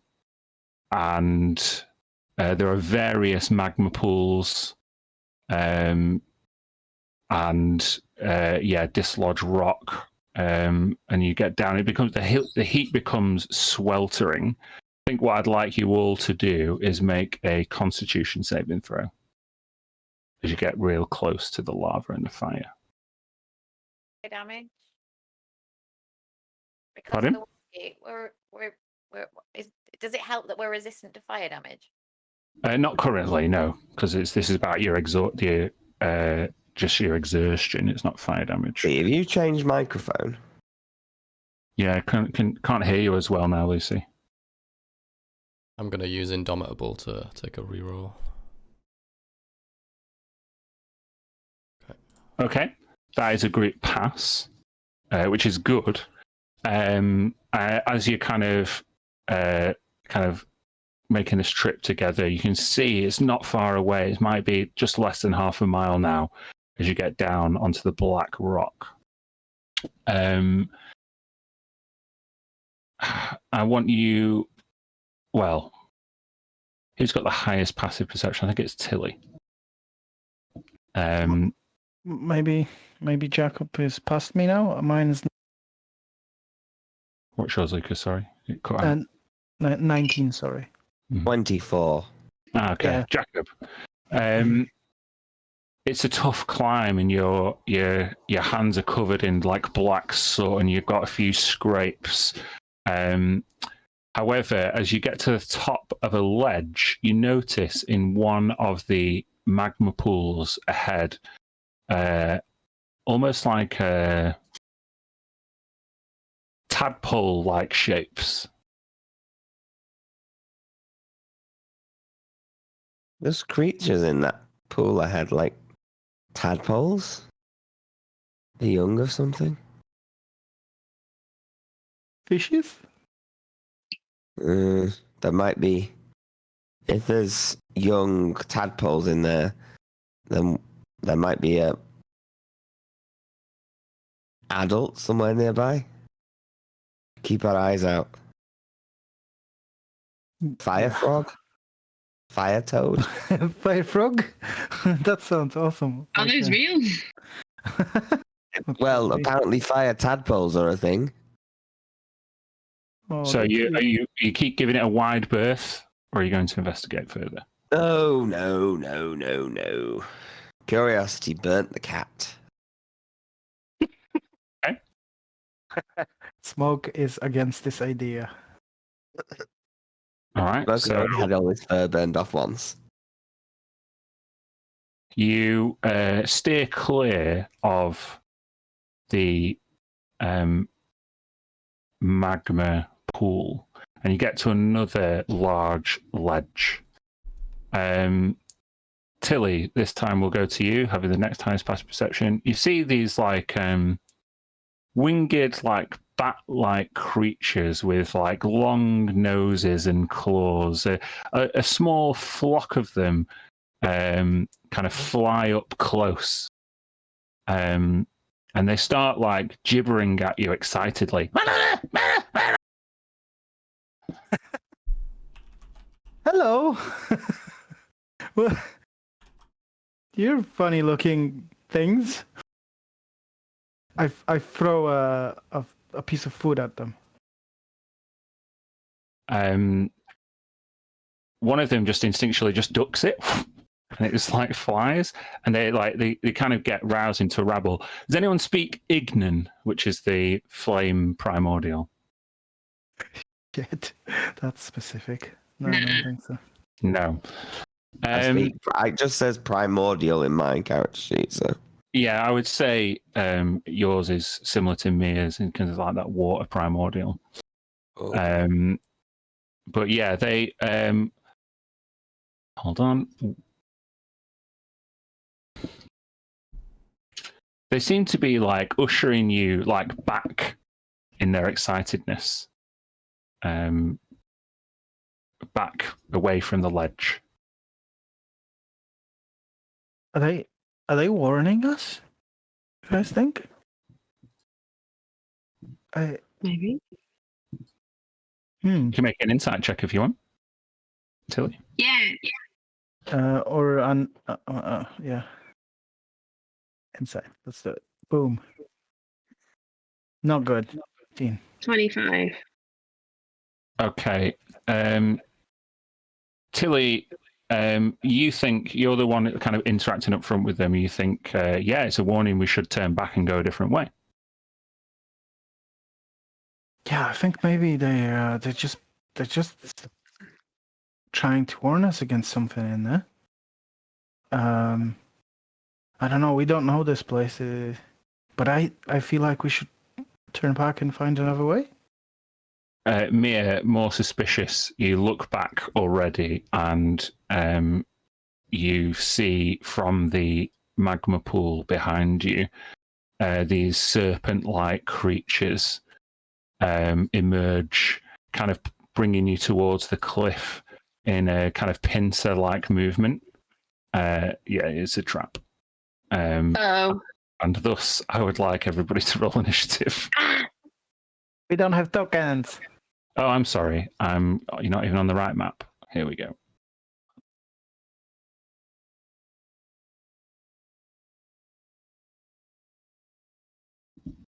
Oh wow. Oh shit. Ooh. Okay.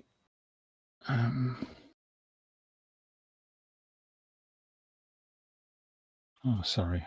Yeah, the salamanders are here behind you. Salamanders. Hmm. Wait, we know these things. Yeah, you do. Okay, let me These are what killed Coronac. correct. It's literally we'll find his body somewhere around here because Oh no. Hey, we might find the bag of holding.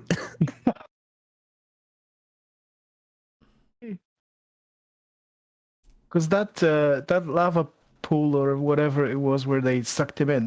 We thought it was kind of a portal, wasn't it? That would be so funny. Well, tragic, but funny.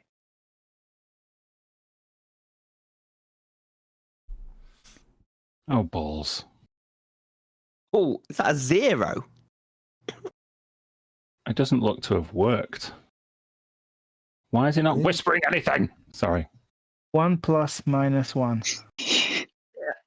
What's a 0? Oh. Please let me just whisper. We can't see what the creature is. We just see the actual physical roll. I know. I'm going to need to re-roll anyway. Hold on.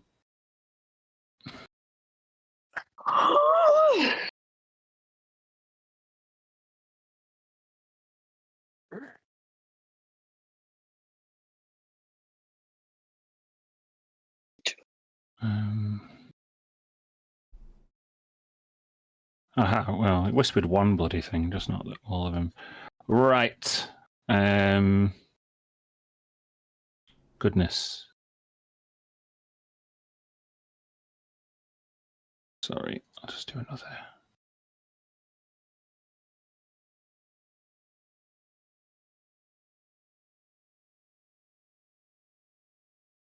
Okay, that's fine by me. Right. What are we doing first? Jacob, there's fire salamanders emerge from the pool of lava behind you, and these weird flying things hovering over the cliff in front of you. What are you doing?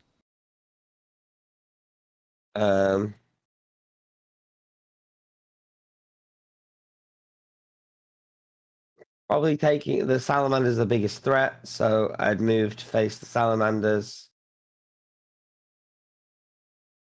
Mm-hmm. Sorry. Do they have higher dex than me? Should I be after them or before them? What's your dex? +3. Yes, you're higher than them. I can just get to them. To this one. Okay. So, drawing my sword, twin blades. Mm-hmm. I'll attack first with Zelfar's Ward. First roll ever with this new sword. Oh, yeah, that'll hit. Okay. So, it'll take 10 piercing and 10 sneak attack. Because 1v1. Okay. I would like you to take... can I roll it? Yeah, it takes 7 fire damage as So it's 3. Yeah, 3. As its heated body, as you hit it, it's almost like lava comes off it. It's like it's made of the stuff. We remember. Mm-hmm. Okay, strike again. 19 to hit. Does hit, yeah. So it'll take 13 piercing, and because that's my second hit, I'll favored foe it as a free action. Mm-hmm. So it's going to take 1 extra damage from that, and because it's my second hit in a single turn, it's Storm Rack, so it's going to take 4 thunder damage on top of that. Oh my god. Out of 4d6, I rolled 3 1s and a 2. Hey ho. Okay. So that's my action. You My each hear bonus this booming blade as it hits the fire salamander head on. Carry on. And as my bonus action, I will hit with the rapier. Mm-hmm. 26 to hit. Yeah. And that does 9 piercing. And is that all I want to do? I think that's all you can do. No, I can sacrifice a spell slot when I hit with it. Oh, okay. And it does 7 thunder damage. Best lash. Is that the sacrificing the spell slot to do that? Yeah, it's the first level slot to do that. Lot of damage Yep. as you wail on this fire salamander, as if invoking the painful memories of your last battle with them. Oh yeah, Jacob is full in You regression. bastards! You killed Flashback mode Conan. here. Okay, is that the end of your turn? That is the end of my turn. Yes. All right. It's Mephit time. Oh no.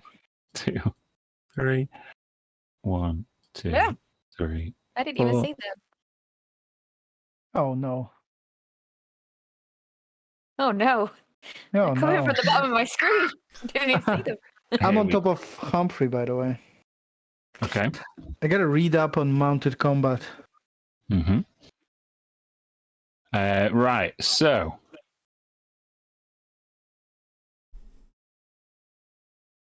they're going to just pile in, do some claw attacks. My first roll is a crit. Of course it is. That is 6 slashing and 6 fire. So 6 slashing and 3 fire. So 9. Okay, yep. My next is a 21 to hit. Does that hit? Yep. Okay, that's 5 slashing and 4 fire. So Uh, 7. Mm-hmm. And then the next one will miss.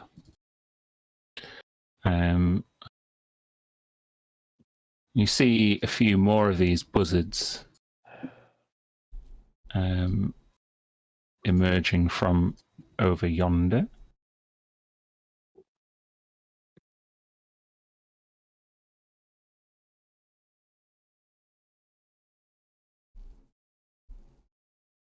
Okay. I miss Tisha. 2, Oh, 4. we miss her too. I have no idea what Giselle's going to do, but I know what Tisha would have done. Would it Tisha involve would have stars? Exactly. and blight Yeah, exactly. Innovation. innovation here. Okay. Let's just move these down here. I think that is that. We're going to move on to Giselle now. Yep. And she turns around and she says to herself, "Wait, did she know it would be this dangerous when she assigned me to this mission?" And then she will go look at the one that Jacob's facing, and she's going to use bonus action of Hex. Okay. At first level. Chuck Hex up for me, if you will. I don't know if that. Let's see if that comes up. There we go. So the one that Jacob's talking to, an extra 1d6 if I hit it with an attack. Mm-hmm. And choose one ability when you cast a spell that have disadvantage on. I was thinking strength. Okay. Eh, They're going to have disadvantage on strength checks and take extra necrotic damage when you hit them. Yes, and then I'm just going to be really basic, guys. I'm so sorry because I need to learn this. I'm going to go with just a cantrip of sapping sting at the same creature. Okay, chuck that up. The detail is this one. Con save. So they fail the con save. Okay. So they take 6 necrotic plus an extra 6 necrotic from Hex, right? Well, an extra 1d6. Do I have to roll? I just rolled it for you. Oh, cool. Then yes. Thank you. Yeah. Okay. That's a Prone. Yeah, they're knocked down. So you Oh, sap the vitality of this salamander until it withers almost at Jacob's feet. Doesn't look good. Can I sap the vitality, but she's like bringing it within her so she can change into one of these in the future? If your changeling ability allows you to change into a fire salamander, I'm not sure if it does. They're large Or it does either. creatures, but hey ho. Maybe she's just keeping it in her brain. Sure. Okay, Anything else you're doing? That's it for me, I think. Okay. Dilly, swarmed with magma mephits. What are you doing? Okay, so just looking at the mounted combat, it says that the creature's initiative is mine, and I can give it control it, and it can only take 3 actions: dash, disengage, and dodge. Mm-hmm. It moves as you're directed. So if I get Humphrey to disengage and then move his speed, do I also have to take disengage action whilst I do that? Do you think, or will I be safe because of what he does? So, as I've played it before with artificers, you can use your bonus action to make them take one of those actions. And so, if you use your bonus action to tell Humphrey to disengage, then you don't need to disengage as well. Okay, yeah, let's do that. I will tell him to disengage and then move. How far can this dog move? 40 feet. Wow, that's a lot. I think probably just step in the middle of them three. It's probably the safest place to be. Mm-hmm. And then as an action to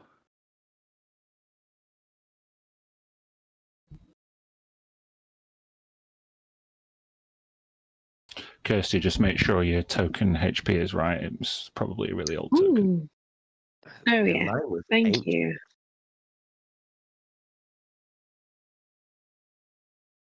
Okay. I'll just dodge for now. Just need to see what's gonna happen and decide. Okay. All right, and your turn. It's the fire salamander's go. This one's gonna use its half of its movement to get up. And it's gonna attack one spear attack to Jacob. 19, Jacob, does that hit? Does not hit. No. Then a tail attack next. 25. That'll hit, won't it? Yes, that hits. So I can uncanny dodge to half the damage, though. Okay, so the OG damage will be 11 bludgeoning plus 7 fire. 5 bludgeoning and 7, 3, 1 fire. Mm-hmm. Cool. So you are grappled and restrained. Okay. Okay. I'm starting to remember how Koronak died. Yeah. With that, looking upon his weakened comrade, this one's going to come and attack. It gets advantage because you're restrained. So 23, does that hit? Yep. It's 11 piercing and 6 fire. 11 and 3. 14. Oh, it takes another one. 17, does that hit? Nope. No, okay. This one's going to come upon Mia. It's going to do a spear attack. 20, does that hit you, Mia? It does. Okay, then that's 13 piercing and 3 fire. Okay. And then its tail attack will hit you for a 26 for bludgeoning and 5 fire. Don't forget about your fire resistance. Yeah. But you are also now grappled. Cool.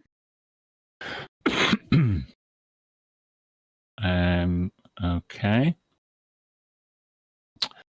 With that, a few more appear out of the rock. 1, 2, 3. You see them now coming in for the ambush. But it's the end of their turn. They use their turn to get out of the magma. So, smoke. This is bad. Okay, so I think what I'll do is I'll use my feline agility on this turn just to make sure I've got that movement speed. So I've got 80 feet, so I'll do 5, 10, 15, 20, 25. Mm-hmm. Let's see, actually 30, 35, so I should be able to attack each of these. I take it there's no flanking end away from Jacob being No, Jacob is restrained by one of them, so... Not a problem. So I'll just attack one, then the other, firstly. So that'll be the first one, say the top one. Yep. 10 slashing. Ignore the second value because I'm not using the... Oh wait, sorry, let me just double check. So for... Oh, so it always deals an extra d4 for when there's each soul trapped inside it. Yes. There's one, so it did roll 1d4. So yeah, so that does actually count of 2 necrotic damage as well. What do you know? Does it tell you the maximum capacity, the number of souls inside? Yeah, 5. Okay, then I'm going to tell you that already the sword's at maximum capacity. So you can do 5 times 2, so it's an extra 10 necrotic damage. Right, okay. Right, yeah, okay. Thought it was just Shemeska. That's an interesting revelation. So I just want to add the maneuver on that one. So let me just add a d10 damage. It's a distracting strike, so there's no check for that. It just means that, nice, an extra 10 damage. Nice. So 30 damage in one hit. So it's that's just like regular, magical slashing damage. So that one, distracting strike. So that means anyone other than me attacking it has advantage. And I'm going to try and do the same to the other one. So 29. There's a whizzy save on that, isn't there? Not for the distracting strike. There is no save. Nice. So another 10 slashing, and so total of 5. Yeah. Necrotic, and same maneuver as well. So another 8. Oof. I'll double check. I'm sure there's no save on that. 1 second. Is distracting strike. When you hit, you add the die, and the next attack roll against a target by an attacker other than me has advantage as long as the attack's made before the start of my next turn. That fire salamander is looking real bad. It's barely able to grip Jacob at this point. Right. Okay.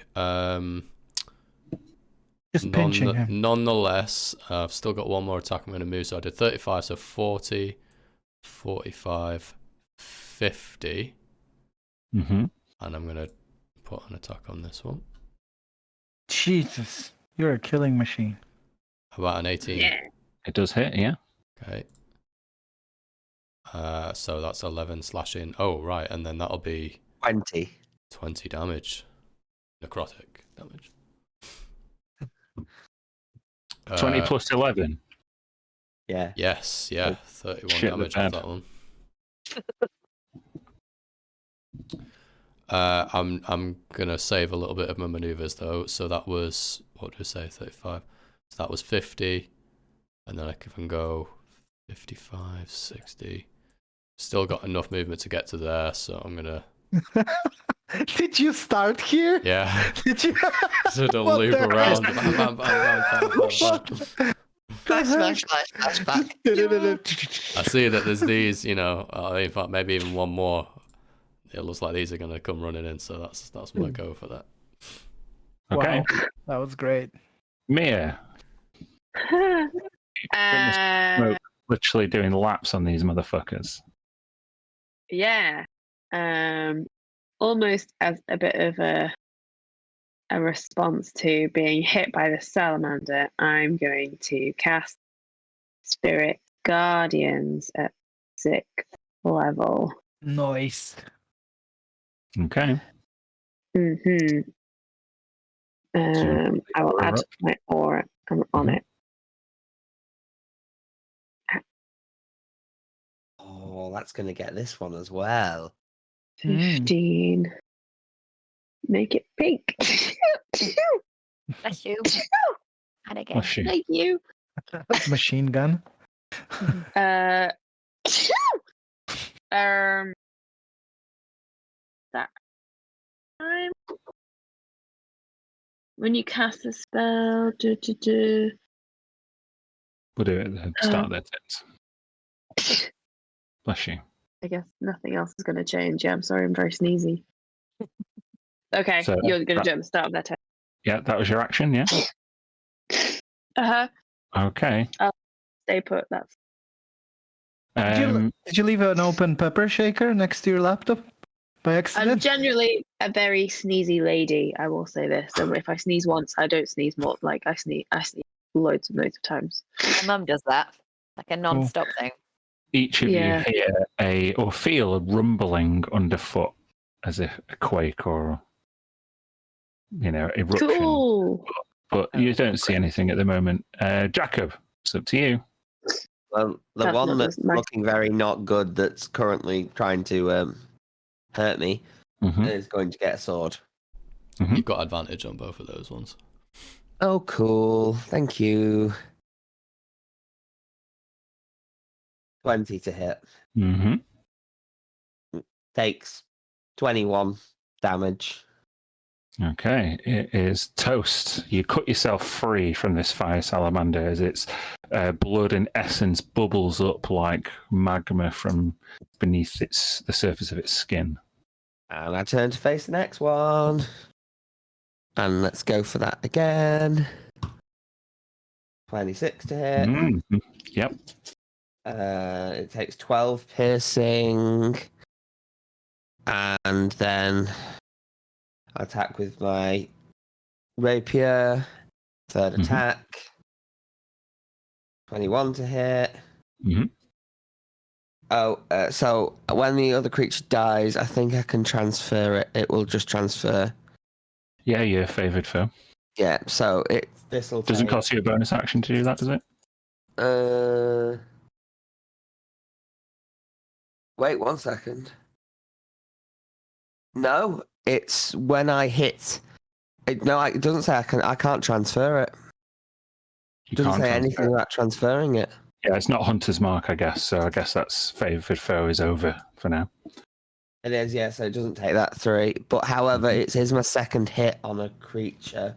Mhm. So firstly, it'll take 10 piercing damage. And it will also take my Storm Rack feature. Because I've hit it twice. Mhm. So it's going to take 11. Mhm. That's a thunder damage it takes. Yep. So I hit it once, and the second thing it rings with thunder. Mhm. Yeah. And you turn. No, I will. Yeah, no. Having hit it, I will move sort of back over here. Into the Turn to circle face of it. safety. Mhm. But I am, yeah, Yep. sort of giving protection to Giselle and Tilly. Okay. Making sure the squishies are in the middle. Right. Now it's the Mephits go. And what's the save there, Kirsty, as they enter the Spirit Guardians unwittingly? Wizzy save DC 20. Oh, Yeah, it's 20. this is not going to be good. Do you want me to How? roll the damage every time? You can roll the damage if you want. Mm-hmm. They all failed. oh my god. Take 17 radiant damage each. Okay.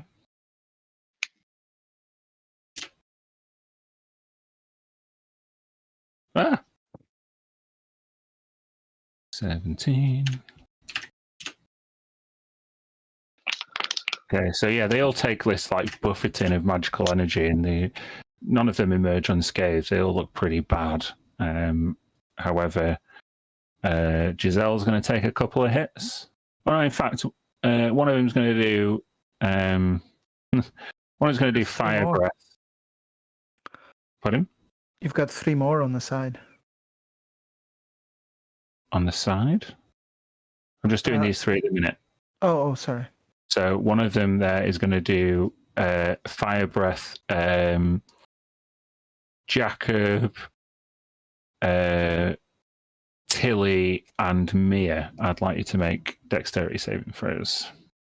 They're like little dragons. That's not fair. Okay. You all succeed. So you take. Water. Well, yeah. So it's basically take 2 fire damage each. That's with all your resistances and stuff encountered. Okay. Okay. Probably had that shot last night. Yeah, another Yeah, one. I love that shot. That shot is awesome. Another one is going to do an attack on Giselle. Giselle, 18. Does that hit you? Yes, but I could use my reaction of shield to give me so it doesn't. Yeah. So what does your AC become? 20 for Okay. till the next turn. So yeah, this mephit rakes down a magma claw across you, and you ching, shield it. The last one, Lucy, I'd like you to roll me a D4. Roll me roll me 2D4. Okay. Nothing happens. Doesn't matter. Okay, now these guys are going to get involved. 1, 2, 3, 4. Smoke. One of them's going to try and get you. 17. I was in it. Is it? No. 1, 2, 3, 4, 5, 6. It's not quite going to go up to you. And then 1, 2, 3, 6. Okay. Giselle, it's up to you. Yeah. So hex on the creature that died can be moved if that creature goes with under 0 HP to another creature of the choice. So I'll go to its pal that's still up there. So that can be having a hex on there. I'm going to cantrip it, Eldritch Blast. Try to do that at it. Okay, that would be a disadvantage because you are casting a ranged spell attack while there is an enemy within 5 feet of you, but that's fine. 13 does not hit, I'm afraid. Okay, no worries. And then I'm going to. Don't you get like quite a few blasts at this level? I don't actually know. Yeah, you do. I think she gets Probably 3, got 3. actually. Yeah. Yeah. So roll. You can do 2 more rolls. See if your one of your Eldritch Blast beams hit. 25 and a 16. Hold on. Both of those will hit. Nice. Just a point. I don't know what level Lucy's character is. It's 4 beams at 17th if she's 17th. She's not 17th. Cool. No. 3 beams, and that's aiming at the one with hex on it. One with hex on it, so they get an extra D6. Was that what the hex did? You tell me.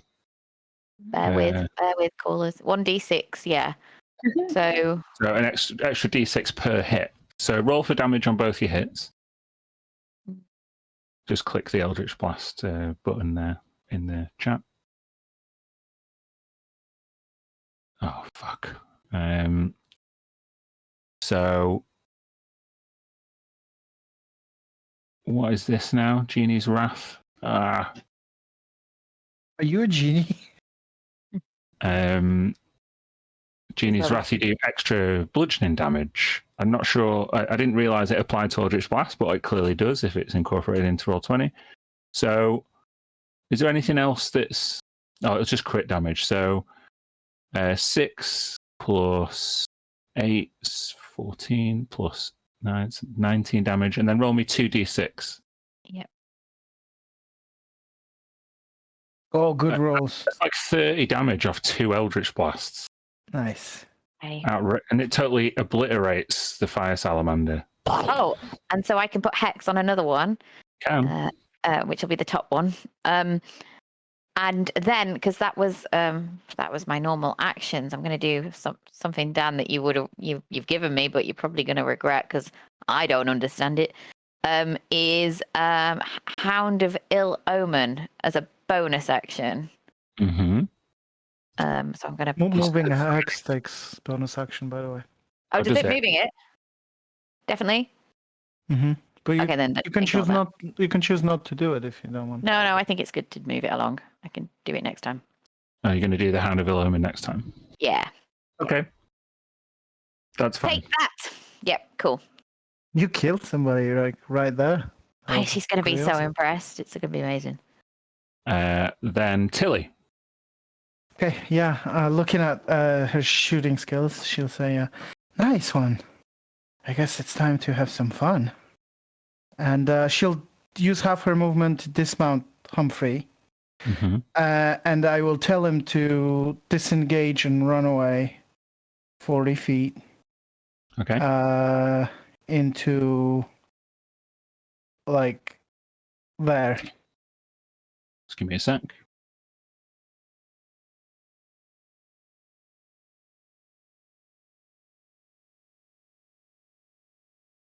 Where am I going? Oh, just somewhere around this rock. Okay. Just give me his HP, if you would. It's not a lot. It's 7. Okay. Oh god. Okay, so he's kind of hiding there. Hopefully it'll be out. And then I will cast a spirit, healing spirit on level... 1 second. Let's go with a 5th level. Okay. Where are you putting it? All right, on Jacob. I'm just going to put it next to Jacob because I can't see shit. How many charges does it have? 5.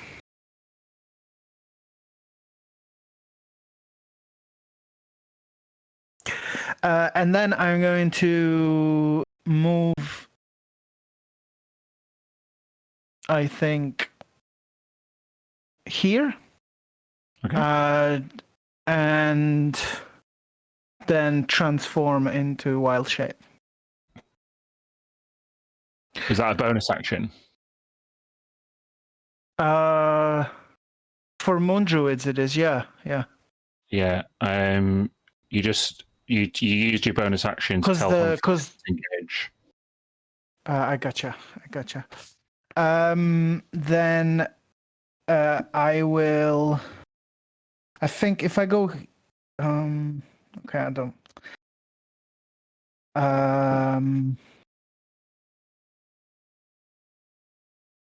Okay, I will just stay there. Yeah, it's fine. Okay. I'll just stay there for now. All right. It's that Fire Salamander's turn, and he's got to make that Wizzy save for being in the bullshit spell. The Spirit Guardians. Wizzy Thank you. save. He failed. Holy shit, that's a good roll. 29 radiant damage. Yikes. Right. Okay, he's not going to take that line down. So he's going to do a beer. So 25. That's 12 piercing and 2 fire damage. Okay. I need you to make a concentration check. I'm on it. Yeah, fine. It's going to do a tail attack now for a 19. Does that hit? Yeah. Okay, then take 12 bludgeoning and 2 fire. Another concentration check, and you're grappled. All right. I think that's still fine. Uh-huh. Okay.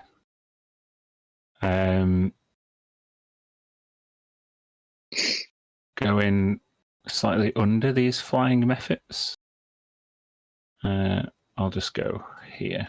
I'm attacking. Well, it's kind of like here. I'm just going to move this fucker. Just so I can move it. Smoke. How about a spear attack for you? Oh, with a crit. Bullshit rolls though. 19 piercing and 2 fire. The piercing one was good. Okay. Is it with a magical weapon or regular piercing damage? It's magical piercing damage. It was 19. Mm-hmm. And then just a point of fire damage. Yeah.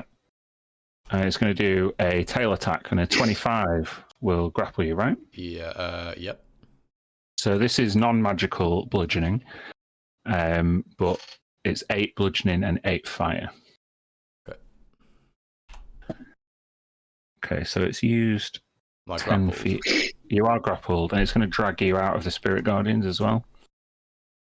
It's going to drag you over here. Oh no, half its movement will only be able to get that far. Okay. This one's going to come down and attack Tilly. Spear attack 15. Does that hit you, Tilly? No, 16. No. Then My a shield. tail. Yeah, neither attack's going to hit you. Nice. This one's going to come down and try and get smoke again. So a couple of spear attacks, crit fail, and a bullshit roll. So good. Glad they turned up. All right. It's over to you, Smoke. Yeah, I'm just going to concentrate on this one that grappled me first, I think. Mm-hmm. 21? Yeah, it hits. Is it restrained? 10 Or? slashing, 10 necrotic. Oh wait, do you get disadvantage on attacks while restrained? You do, don't you? I might have Not grappled and ungrappled, but restrained. Yeah, you are restrained. So it's like okay. it's weird. It's an additional effect. The target is restrained. Yeah. So it is a 17, not He's grappling you a little bit harder than than usual. but nonetheless, the 17 still hits. Oh, it does. Oh, okay. Yeah, 10 slashing, 10 necrotic damage.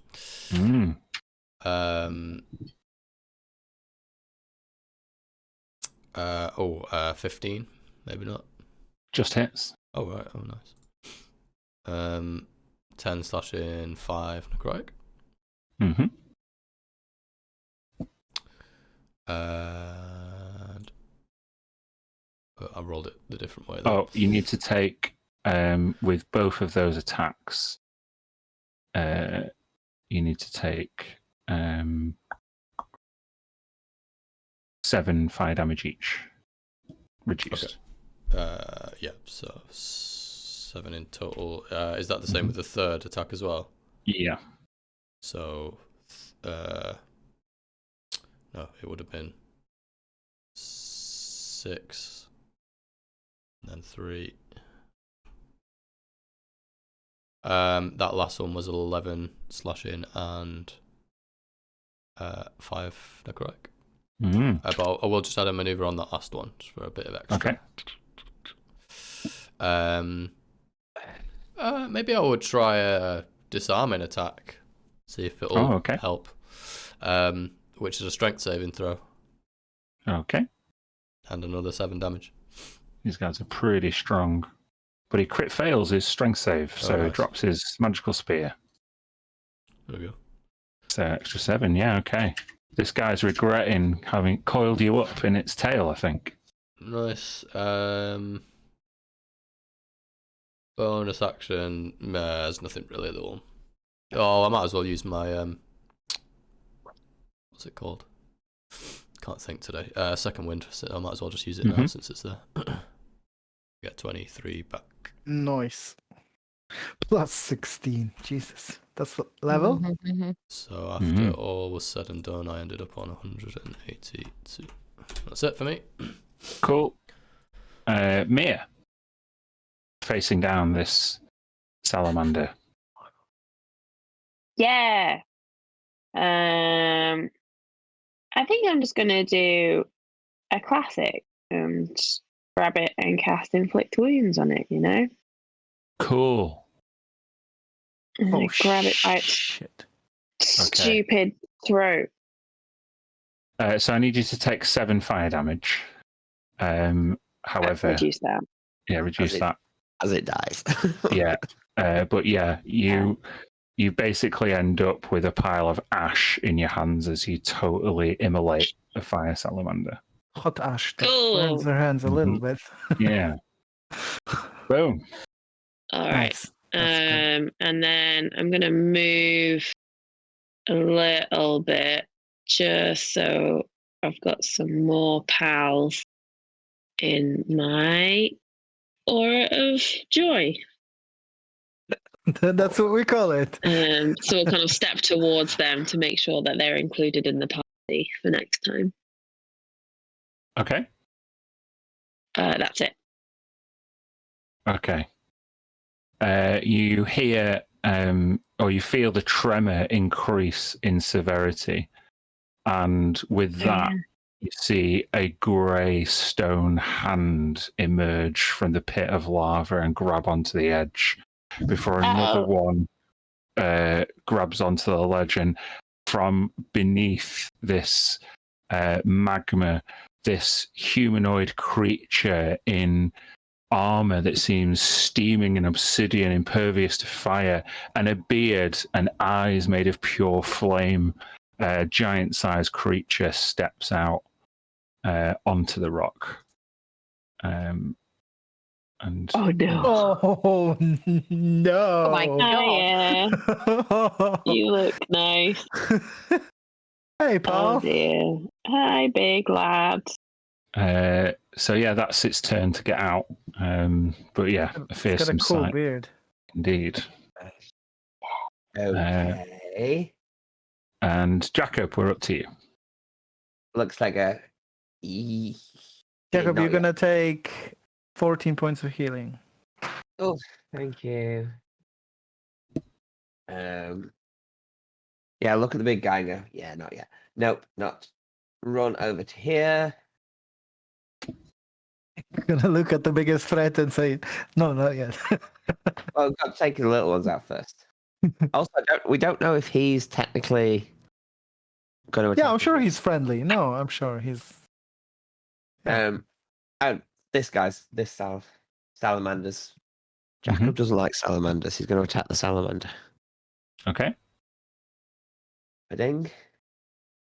Hits. 18. So 19 damage. Take 7 fire damage. Great. Attack the second. 27 to hit. It takes 14 piercing and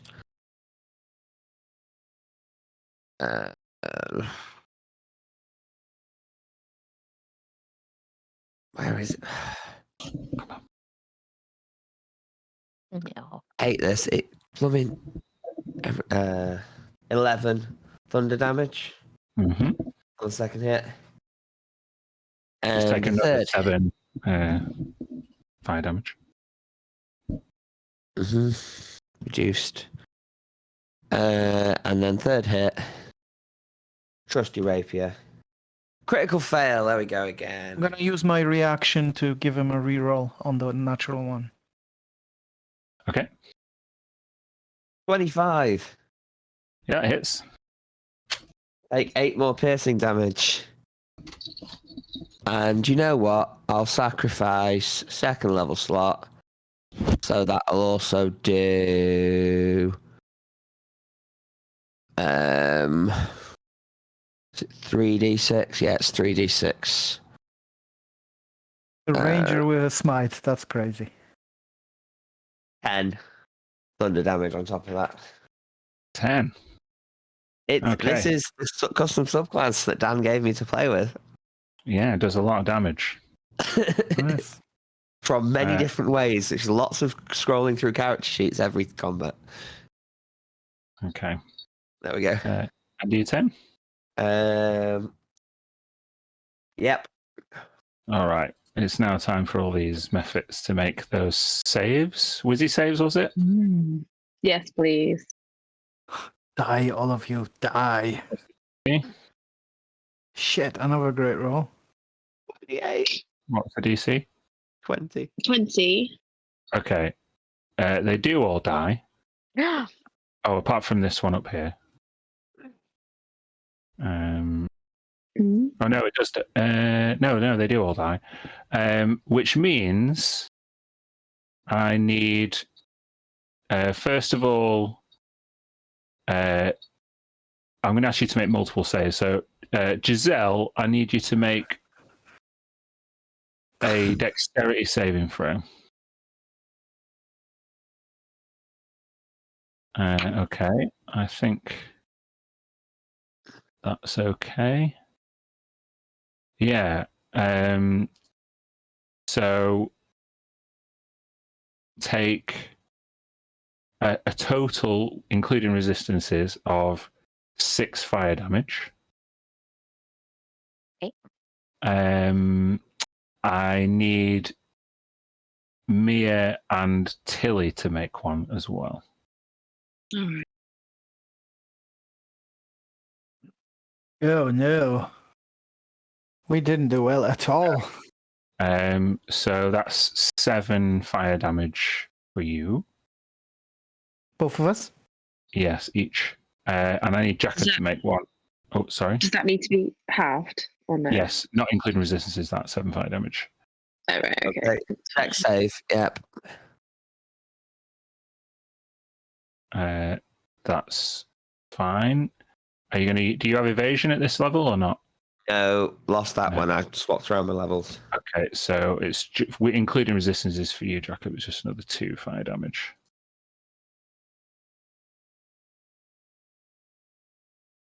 Okay. 11-1. Right, so that's all them fuckers. They didn't even get a turn. What are the others going to do? They're pretty stupid. They're going to fly into Mia's aura of death. Probably are. So Join me.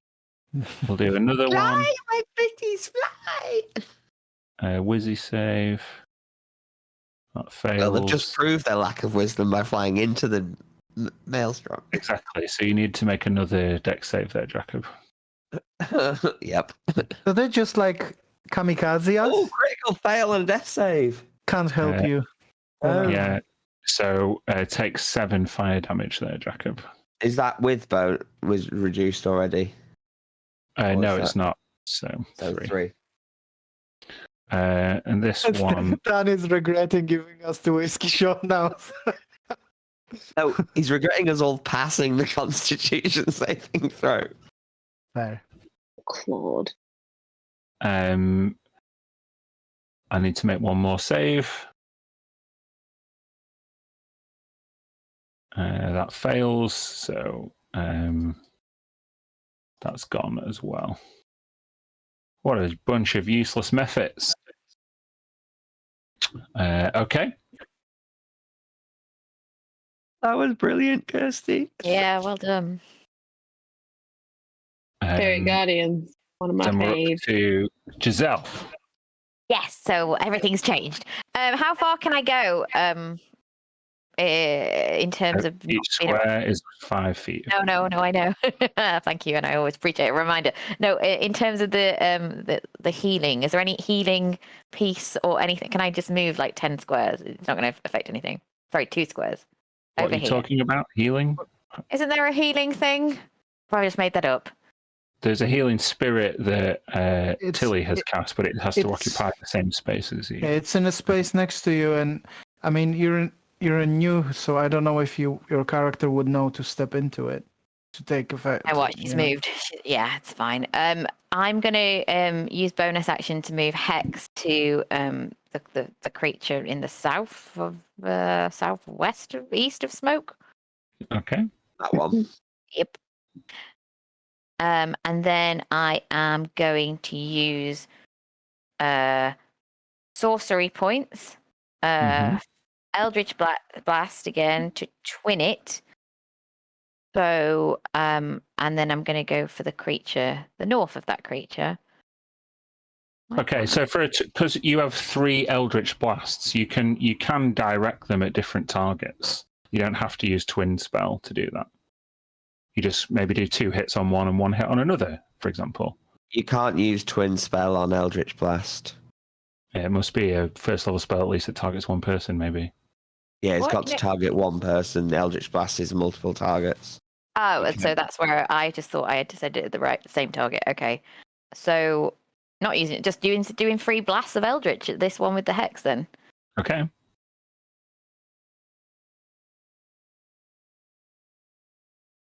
Oh shit, crit! Yeah, all Nice. hit. Bang, bang, bang. Nice. Let's see some lovely damages. I just click.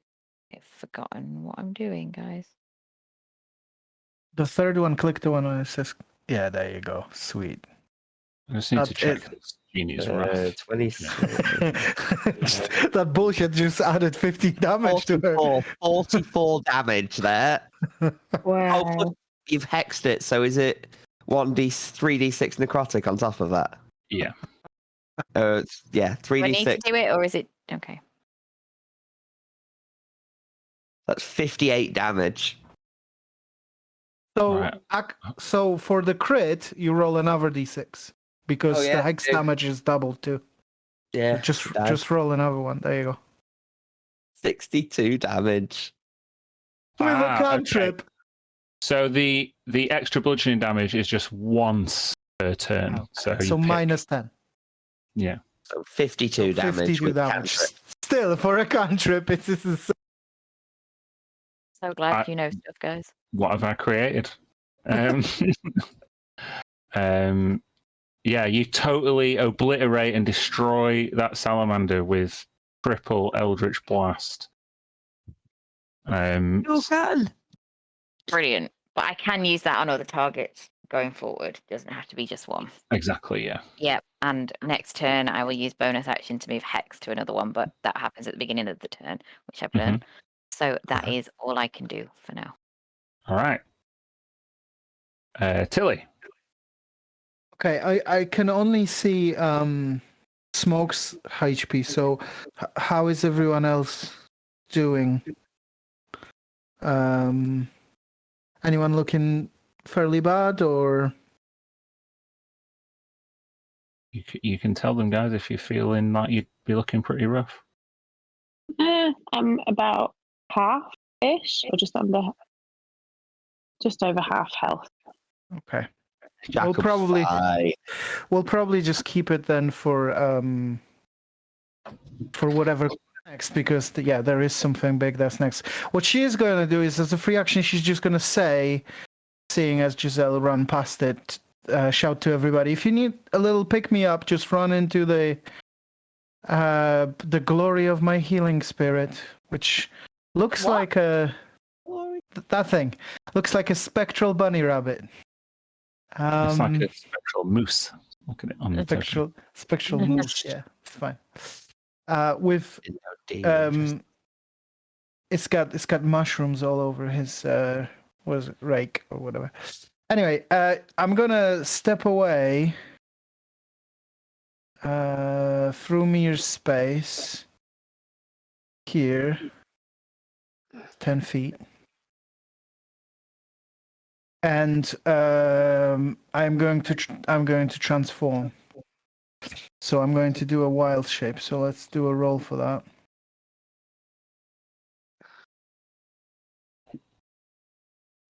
Interesting. Okay, this is new. It's never happened before. Large subterranean lizard. Wow. You mean like a salamander? It's kind of like a salamander, yeah. Hold on. I have a few different salamanders, so It's a huge beast.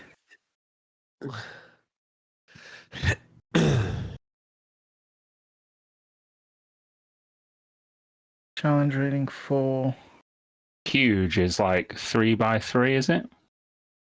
Yeah. I think. Hold on. Yeah, because there's large and then there's huge, right? Give me some stats. 66 hit points and 14 armor class.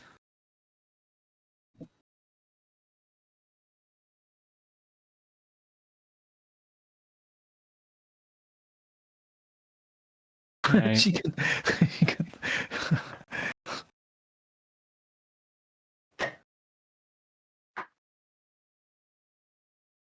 Oh my god. word. It looks beautiful. Mm. There you go. All right.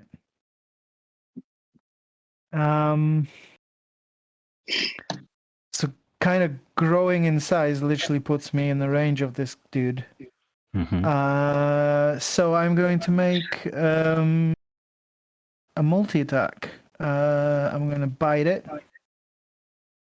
Oh god, I can re-roll that. 1 sec.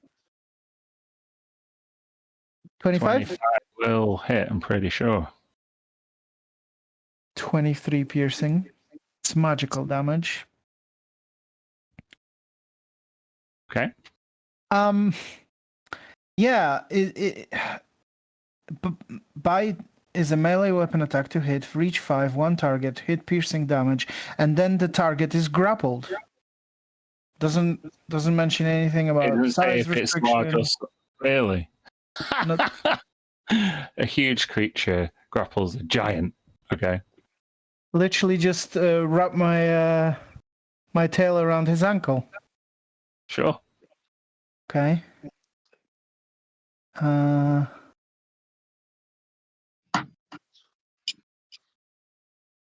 Oh no, it's not. It's not with the tail. It's with the mouth. So I'm sort of biting, and then I'm gonna whip Ignoring at it. its ankles. Yeah, I'm gonna whip at it with my tail. 16 does not hit. Okay. Okay. Yeah, that's it. All right. Now it's the salamander's go. The one that's in the Spirit Guardian's got to make a Wizzy save. Yeah, Sorry, what was the DC? 20. Oh, yeah, it's fucked. 28 radiant damage. 28 is exactly the HP that I had left. Yeah. See ya. Okay. There's just this one left, right? Mm. Looks like it. Yeah. Okay. He is going to try and slither away. 1, 2, 3, 4. I'll take a You can slash. take an attack of opportunity. Fuck it up. Fuck it up. Ooh, Oh yeah, that'll hit. 14 slashing and 20 necrotic. Jesus Christ. Okay, it continues slithering down the cliff face. Peace out. Don't come back. See ya. Okay. Then Smoke, it's up to you.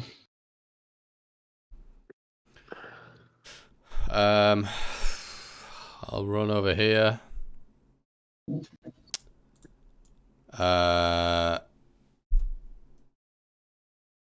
This thing hasn't attacked yet.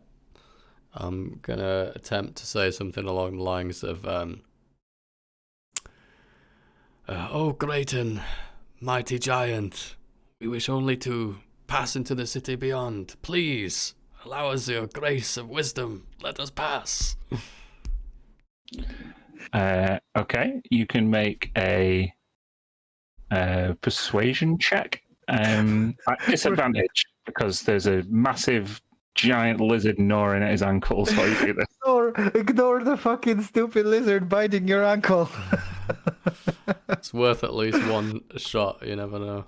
No. Oh God. He turns around this hulking like 30-foot frame, and you just see like extinguish like 2 columns of steam as the eyes burn more intensely, and he starts to wield this massive greatsword and like wind up a big hit. He's not much of a talker. Anything else you're doing with your turn? Was that my action? That's your action, yeah, an interaction like that. Bonus actions. No, I don't think so. That's it. Okay. Mia. Okay. I am gonna step forward a little. Hang out with Tilamander. And then You run through the spirit. Do you want that healing? sure. I'll take it. What do I get? It's 10. Yeah? Oh, I can't click on my. Then I'm gonna point up it. Cast disintegrate. Oh shit. Yeah. Oh my God. It has to make a How dex save. dexterous is a giant creature of lava and obsidian? We will find out. It is. Might Can't have believe advantage it's against DC is 20 now. The spell says green ray, but I think for Mia it's like pink. Yeah, well, I rolled a 12. Cool. Like So- 74. He's not one of Jesus. He's not one of those with legendary resistances. As he's got the huge greatsword over his head, you start to see him like falter as this like pink like dust starts sapping him of his vitality. Oh yeah, he's mad. Cool. Is that the end of your That's turn? Yeah. Yeah. All right. Okay, so now he's in the Spirit Guardians. Oh yeah. So he's got to roll a Wizzy save. Which he Oof. fails. Holy shit. And takes 32 Which damage. He Fails. definitely takes the damage. Yeah, so it's just 107 damage. Fine. Or... Fine. Yeah, cool. All right. He's grappled currently? He's grappled. Escape DC is 16. I think he's just going to start wailing on the lizard. Yeah. So it lunges down with its greatsword. Take 28 slashing damage. Okay. Big hit. Yeah, it is. It's going to use one of its other attacks to try and. Shit. The spirit's gone. Oh, okay. Bye, spirit.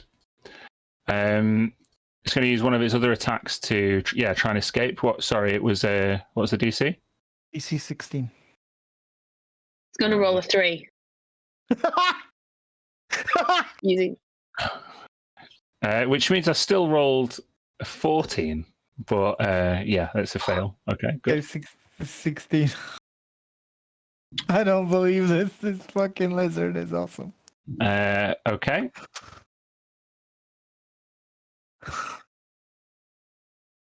Then I guess as it's got one more attack. So it's done a great sword attack. It's tried to get this lizard off it, and then feeling that disintegration and spirit guard, it's going to throw a rock at Mia. A big lava rock. 24 to hit Mia. Is it That's disadvantage lightning. because it's a ranged attack and I'm next to it? Technically, yes. So that fails. Technically. Yeah, good. Does that not Good. hit now? No, it doesn't hit now. Good. Oh. You're fucking lucky as well. Right. Jesus. No, it's Jacob. Okay. You see it kind of stumble and kind of thrash around as it becomes partially overwhelmed. The rumbling from before seems to continue.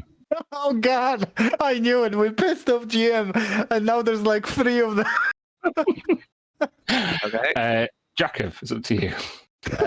Seeing this guy all sort of falling and not being happy, I'm going to run in and attempt to hamstring it.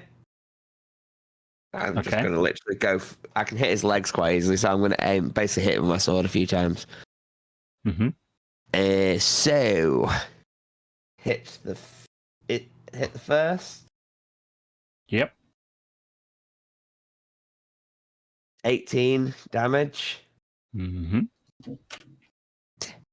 Hit the second.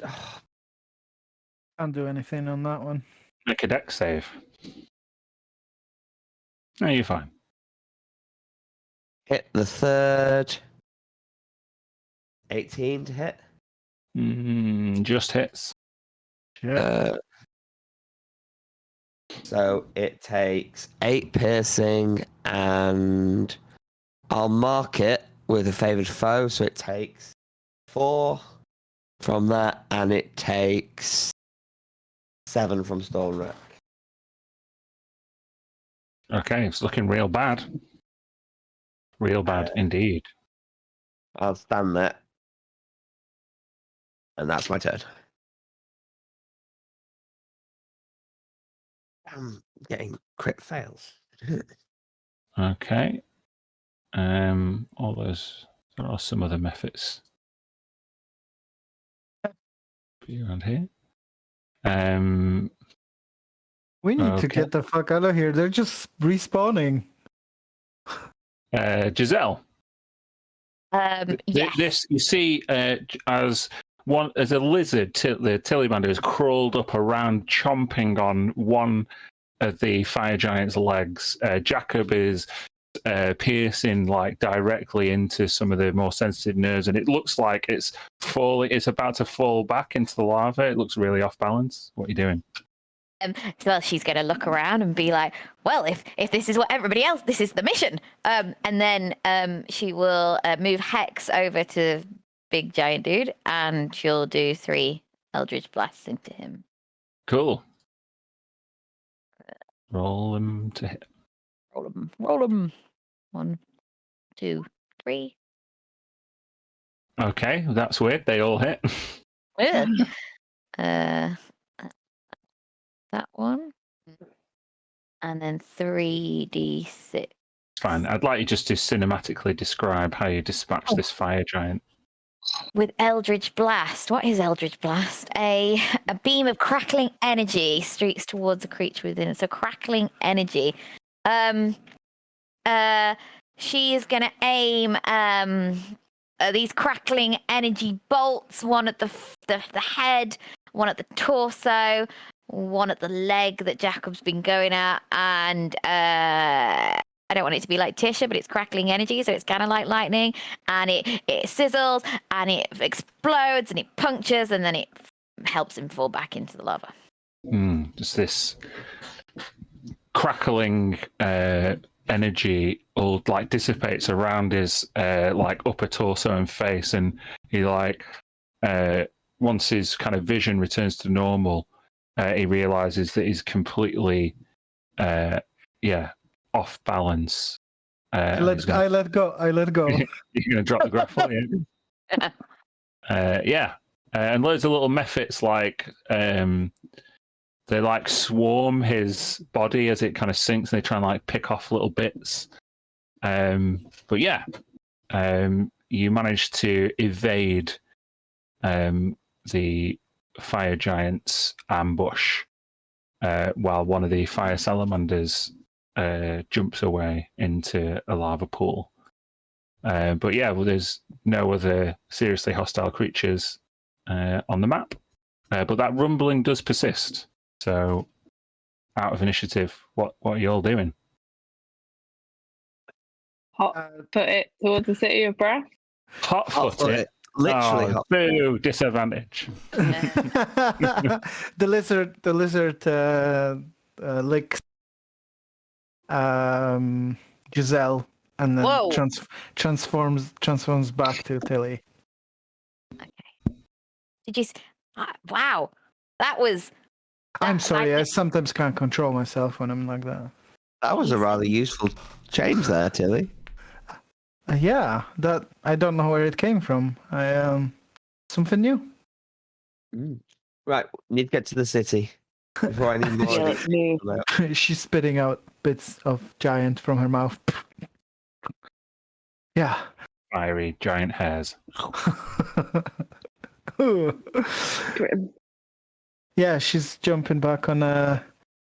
So we got the ambush because we failed the skill check. That's You did, That's how. yeah. Yeah. Mm-hmm. Right. One Humphrey and go. Okay, so the terrain seems a little bit more forgiving, and I say that with it's only relatively forgiving. But you emerge from that combat like relatively unscathed, and you eventually happen upon the gates of the city of Brass. I'll just switch to this until you pass through them, if you do pass through them. So when you approach the gates, hold on. You see the city itself sits on a great disc of molten brass, and it's roughly about 40 miles in diameter. It's bigger than any city you've ever seen, on top of which squats towers and citadels to house numerous Efreet and their minions. It's I think I would ask any spellcaster if they want to make an Arcana check.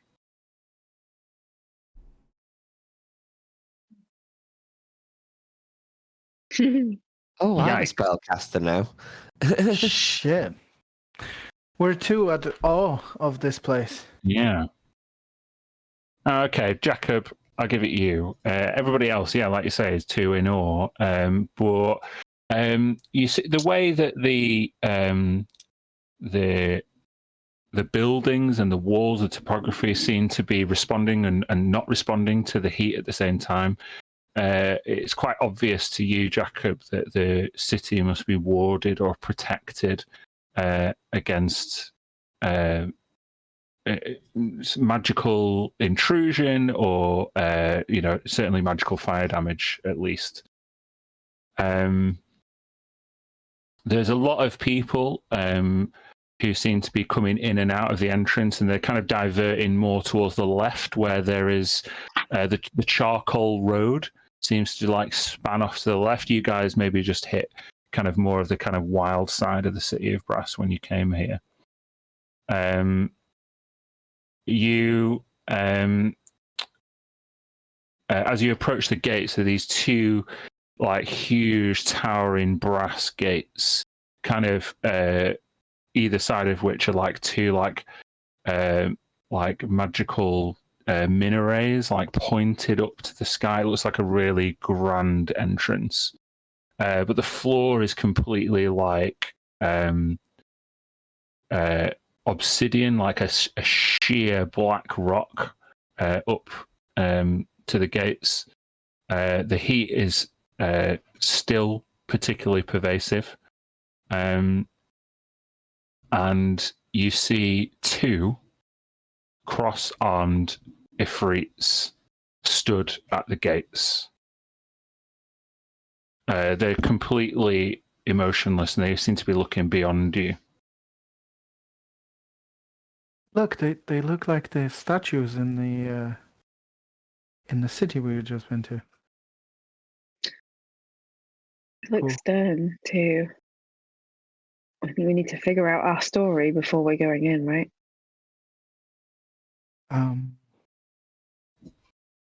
we want to trade? Should we keep it simple, maybe? Yeah. Or Sure. We're seeking to re-establish trade between the city of Brass and Najee. see, I'm not. Perhaps I'm we not should 100. not mention Nazarim. Yeah, Even that's what I though was still- thinking. Well, I Especially- am obviously of Last Hollow. We can seek to establish trade between Last Hollow and here. Must not be unusual for accomplished adventurers with high-level magics to seek out the city of Brass for its trade. Mhm. We could start more vaguely with the material plane, and then if they want specifics, talk about Last Hollow and Silvercrest. Yeah. Yeah. We are representatives of both. Uh-huh. Just try to walk past them. Just tra la la la la. We're just here on. Yeah. Halt. Are they stopping other people? Oh. There's nobody. The doors are closed. There are some people who are like way behind you, and you did see the doors were open upon your approach briefly. But yeah, one of Okay. them, as you approach, tells you to halt. Halt. What is your business in the city of Brass?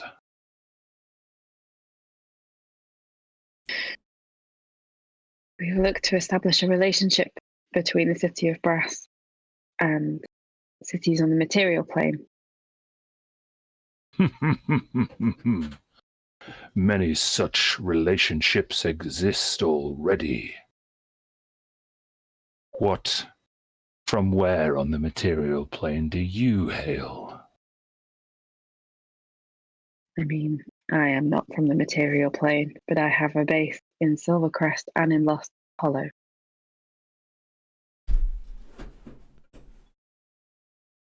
And they look to each other.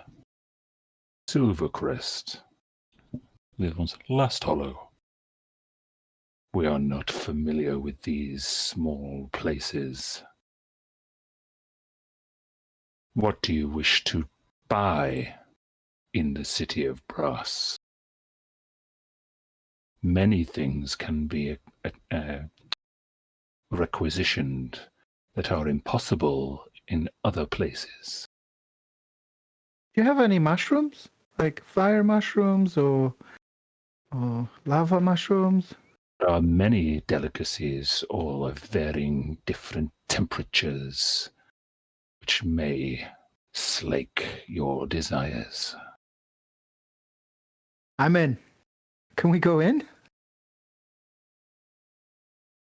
You must pay a toll. One magic item.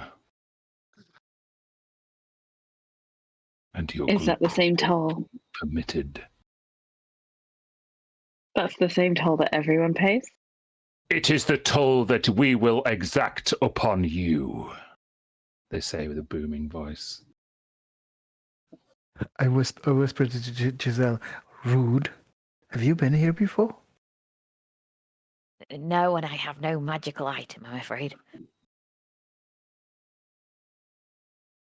Is there a monetary value you'd accept in place of such item? We will accept servitude in place of tribute. Fine. Yeah, I think we're gonna pass on that one. Can Does anyone have anything? can we just discuss your offer? Just over there. We'll just be over there. I gave all the magical items I had back to the temple, Mir. Other than Mm, what I use. What about Um, the wand that Prince Leva gave? After all, he should pay. We'll never be able to come back here True. again if we wanted to, though, Hmm. which would be sad. Because this place looks awesome. Unless you were to find another item from the city of Brass, obviously. True. mm. I still have this. I've got one lightning orb that doesn't Oh, yeah. work. It's Doesn't technically have the other magical. one. the other one's in the void, in the abyss. So yeah, it's a magical item. That's technically correct. I love it. half of a lightning core. We might piss them off. They've probably got identify. Oh my god, Yeah. we should definitely try to do that though. Or these gloves. I've got gloves of swimming and climbing, but that's only a uncommon item. Still magic. But if it's magic They and didn't it's not something you use, They didn't specify.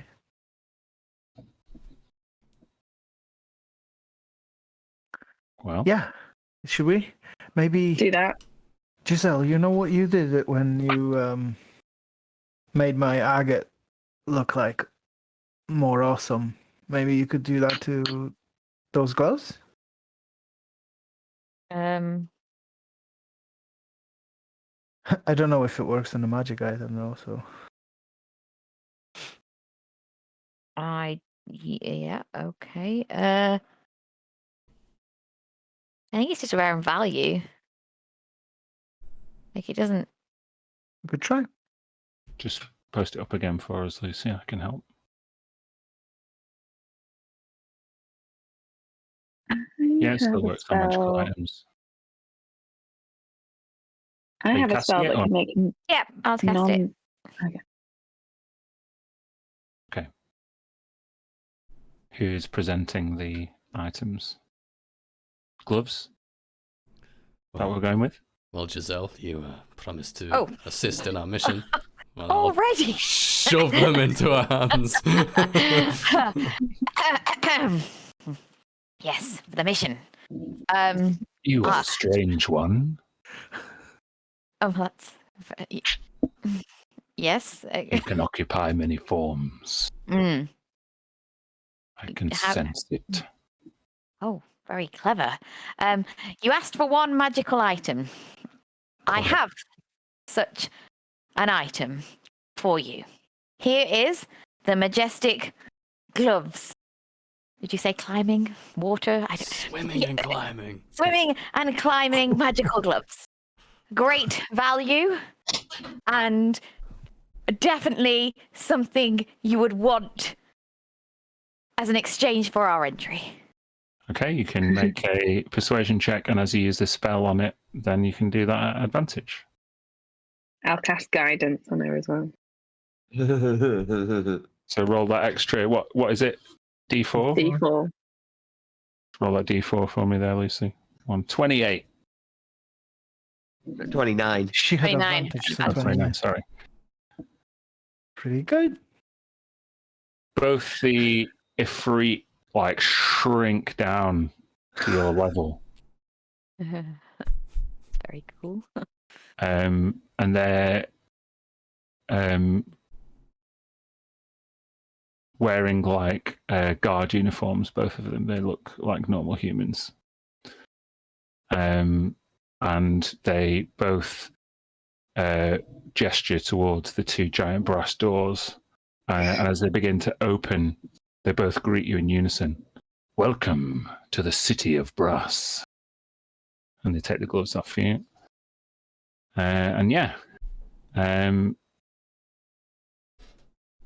Here's the map. Dun dun dun. Ooh, It's like a real map from a book. it's from Oh a my book. god. Oh no, There's lots of Wow. more text, but Secrets of the There's Are you land. saying, oh no, the idea of a book, Lucas? no! I said, oh no, there's a legend. I Oh. thought that Which gate are we was coming down? against us doing that anymore. well, yeah, but I didn't create this one, and so there's lots It's of numbers cool. that wouldn't make sense without a legend. Which gate have we come in? You would have come from the Gate of Eternal Sun, which would be this one. All right.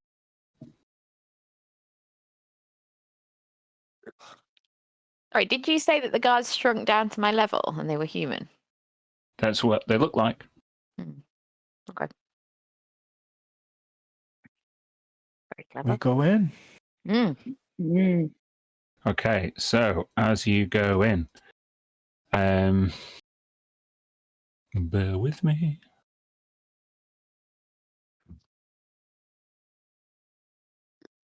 Who is leading the way? Well, I I can guess. do it. Yeah, I guess we kind of need a destination, right? We're not going straight But- to the palace, are we? Or are we? Maybe not. Do we want to find somewhere to stay? That's what I was thinking. Like the closest something that looks like a tavern or an inn. Mm-hmm. I want to wander around, explore the city. Okay, so you're looking for somewhere to stay. That's no problem. So I'm just going to do a roll me a D100, please, Kirsty. Jesus I rolled a Christ! one. Jesus, Okay, is that good? well, you see. It's a divine intervention. So you wander around and you see now like these like cobbled streets. Now they're not at the sheer obsidian at the gate where you came in. There's like different granite and slate, like really uneven ground in places. Feels very volcanic. The sheer scale of this city is overwhelming. It's huge. It's like a mega city, much bigger than anywhere on the Isles to like the 10th degree. It's absolutely massive. And lots of people speaking like different languages, lots of people types of people you wouldn't recognize. I think it would become clear within the first like 20 minutes or so of walking that you see that slavery is extremely prevalent here in the city of Brass, and you see like chain gangs like being walked and often like whipped behind Efreeti or even some other like unusual red-skinned beings. It looks like an extremely like hostile place for the lower classes, but at the same time, there's a lot of wealth on show. And one of the first kind of people you encounter or groups you encounter with that role is you see an Efreet, similar to the ones you saw at the front of the gate. This one is being carried by an entourage of attendants. They're all quite poorly dressed, but there's like 4 people like carrying the kind of like throne, like a brass like throne that's got like a sun canopy on top. And this Efreet is like particularly portly. You see like a winding like goatee and a similarly curly mustache, exposed belly, and a kind of like ill-fitting silken waistcoat, loads and loads of rings, and it's like difficult to get out of his way as he kind of comes down the street towards you. Ah, who might you be, travelers? Not seen you in these parts before. We're called the Star Seekers. Star Seekers. Perhaps one thing you would not find here in the city of Brass. What is it that you're looking for? Is it something that Ashaiwa, the Grand, could assist you with? Actually, yes. A place to stay is what we're after right now. We think we'll be here for a couple of days. A place to stay in the city of Brass. You will find the place furnished with hospitality. Depends whether you wish to mix with the common folk or sleep amongst the nobility. You each look well bedecked in various fineries. I could suggest you avoiding the commoners. Don't end up anywhere like a Zamzam. A Zamzam? Coffee houses dressed up as noble eateries, but really just packed with peasants. We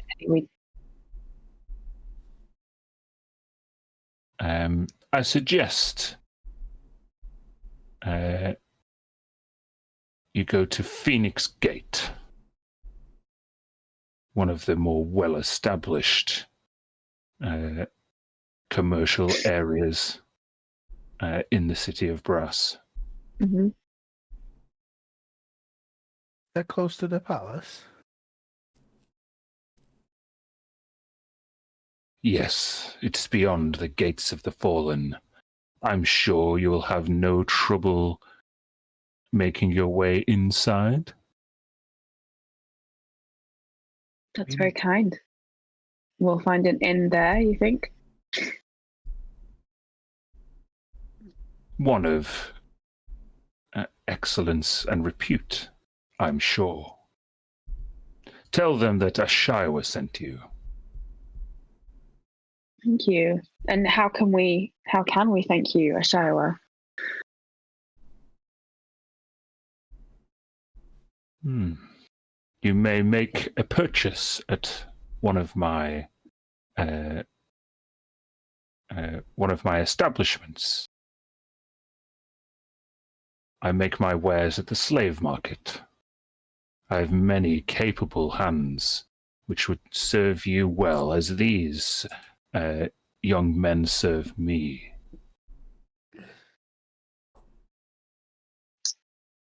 Thank you very much. Good day. Maybe we'll bump into you again.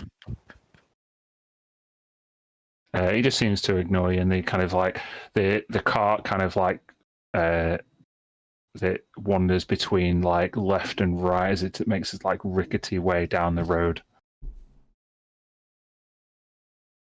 So, Okay. Shall we? I think. I think we maybe should not go say where he said. Well, it's very close to the palace, isn't it? And he Well- said we need to get into the palace somehow. But if we stay there and say he sent us, then we owe him a favor and he wants us to buy a slave. So let's not stay there, and then we don't owe him a favor and we don't have to purchase a slave.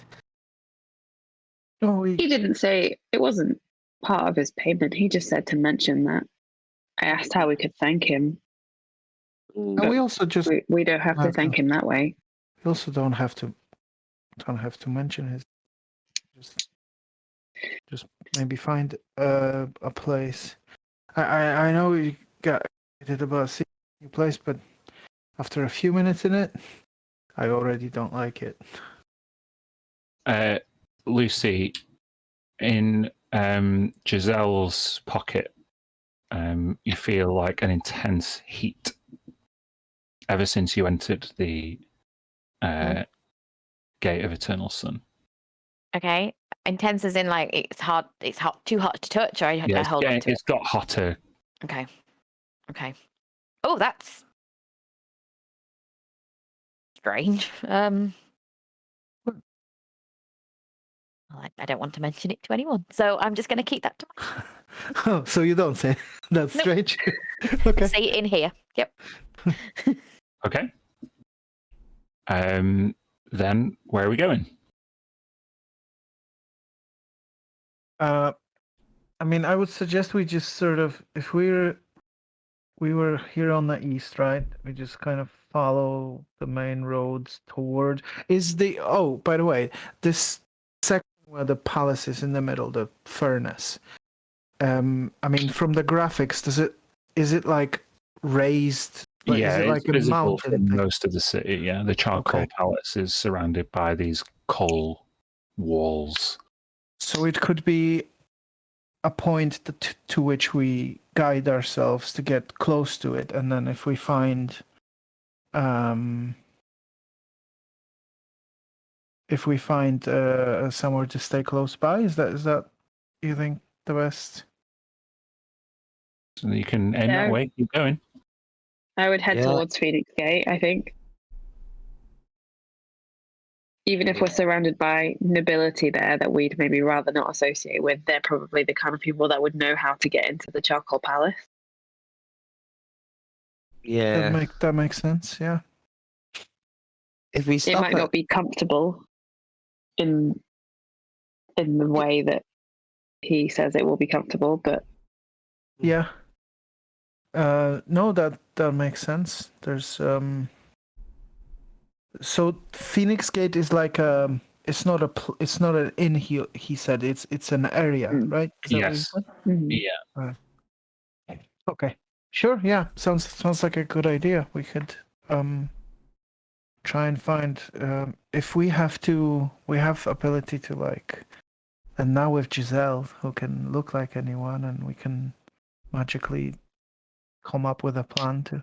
But we first have to see a lot of the people that might be able to go into the palace. So Remember the guards said that they could tell that Giselle was a shape changer. Might not be uncommon for magical sight to see through such illusions. Huh. I didn't think it was an illusion with her, but Nonetheless, if they can see it just at a glance. yeah, maybe this guy's not the best idea. Or we just avoid Freddy, but I think they're everywhere here. Just worth thinking about. I can't change It my is. appearance anyway. Could be a slave. Give a domineering sneer down towards Giselle. You're new here. He doesn't take kindly to that kind of Well, it's just you put they are here. suggestions. DM, can Giselle do a history check to see if there's any familiarity to this setting for her? I'm going to say no because you've never been here before at all. Okay. All right. Yeah, so I'm not going to make you roll. But if you're making your way up the main road along the street of the Vine, like in towards the direction of the palace, who rolled me that you rolled me the D100 before. You can make the next D100 roll if you wish, Lucy.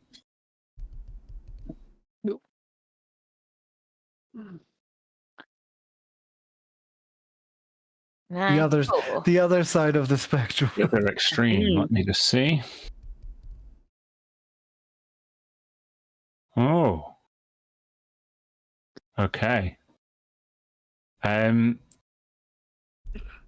mean, you've seen already a couple of these fire genies, but certainly, while they are the most common, there are other kinds of like intensely magical beings here. And as you progress down the streets of the Vine, you see like creatures of all different plane and origins, like enjoying. The street of the Vine is like the main like.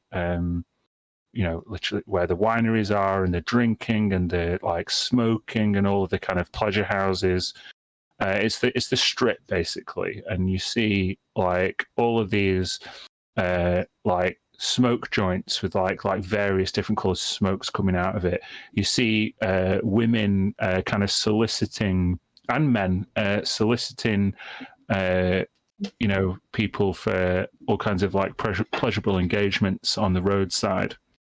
You see slaves offering themselves to you at discounts, and you even see like winged creatures flying around, carrying like loads of like legal documents and like to and fro in like as if supplying the what's needed for like various different meetings and stuff like that. So it's the real hustle and bustle.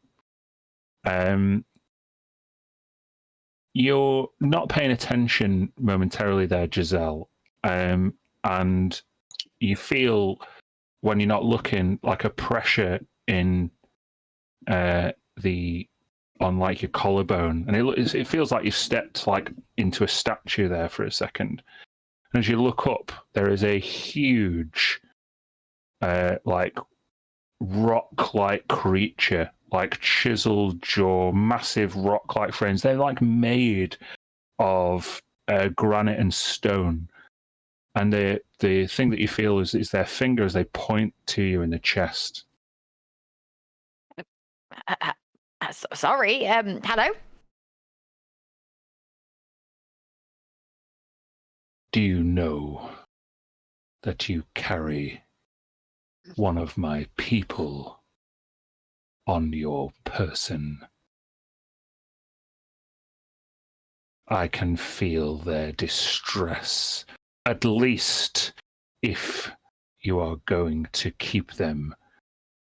Let them breathe here. Well, I never. What do you mean by let them breathe here? Let them breathe. Are they suffocating?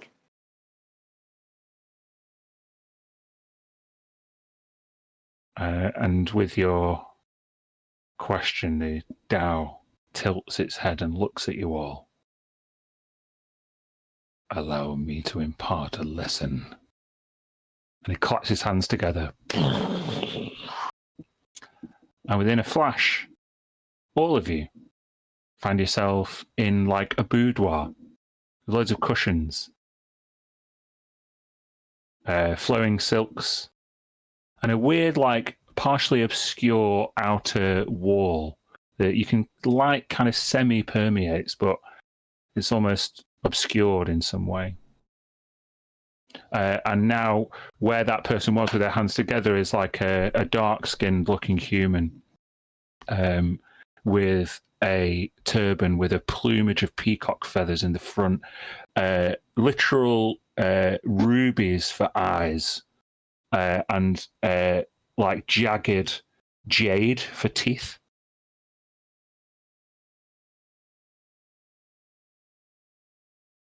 What just Now, happened? you are in my vessel, and I would keep you here forever, like a piece of property.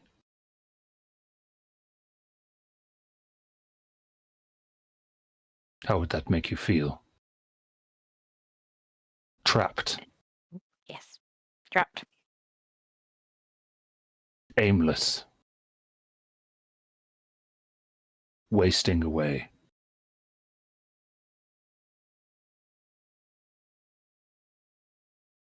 You, fey creature.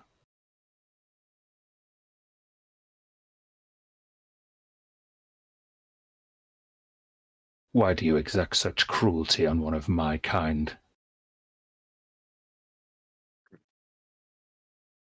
I don't have the answer for you right now. I Then let me purchase their vessel and set them free of my own volition. don't think I can agree to that right now. I need to know more. What do you wish to know about the nature of that vessel? Well, I want to know who's in there. Then you must merely uncork the bottle. And then what happens? Well, you will get to meet them. Did they leave me? As long as you are in possession of the vessel, then my kind are bound to it, and thus they would be bound to you. You may come to an accord with a Tao or an Ifrit or a genie to give them their freedom, usually, upon which they may grant you a wish.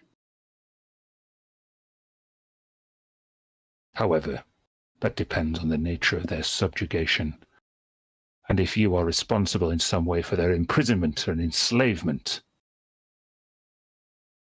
then I would choose your words carefully. Well, don't think I'm responsible, but I am now. I don't think I put them in this position. Then perhaps the being contained within will look upon you with favor and be grateful. And he claps his hands together and now re-emerges. He's now that big statue, like magical Tao. And you're back on the street. Ifrits like to keep slaves. Tao do not. And to keep one subjugated in such a tiny, metallic prison. I find it offensive. I will leave the choice up to you, but if I see you again, we will not cross paths on these polite terms. Duly noted.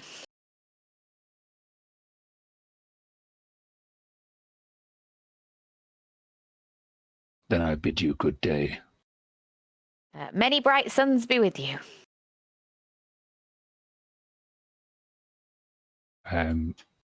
Yeah, he just nods and carries on. Well, sorry about that, team. Well, Wasn't what quite was that? expecting that interaction. What happened? Well, I think, did you see my sister hand me something before we left? I think that's what he was referring to. I basically have a genie in a bottle, I think. And what did your sister want to do with it? Well, she said use when in need, which I think implies when we need the help. Don't want to waste it by giving freedom at this point, but also at the same time get the point. We don't want to trap anybody within a bottle. Quite a visual point that was made. As a group, we've had some experience of trapped people in small spaces, and we've generally frowned on it. I mean, you said your mum is a genie, right, Mir? Uh-huh. That must feel weird, knowing there's another one trapped in there. Mm-hmm. Hmm. We don't know you, Giselle. Really, I can't tell you what to do, but I would. The last time that I freed someone was from this scepter, and the favors that I've had from that, and the feeling of not keeping someone from their potential or from what they should be doing has far outweighed the benefits of keeping something in captivity. Mm-hmm. You make a valid case. I'm just weighing up the options. DM, if I released Genie, does that affect things that, like, does it remove from who I am? If you were to uncork the bottle, that's different from dismissing a genie from your service. I'll tell you that. Okay. Maybe don't do it on the street. Yes. This is new to me. I'm here to assist the team.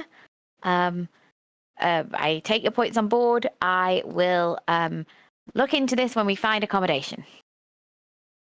Of course. What did he call himself? He called himself a Dao? Mm-hmm. We should try and avoid them until we decide what to do with that item.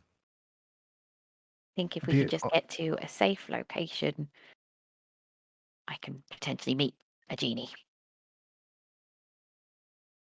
That sounds exciting. Okay. Oh, go on, Kirsty. The person that we bumped into before, a Shiowa the Grand, that he wasn't a genie, right? He was an Ifrit.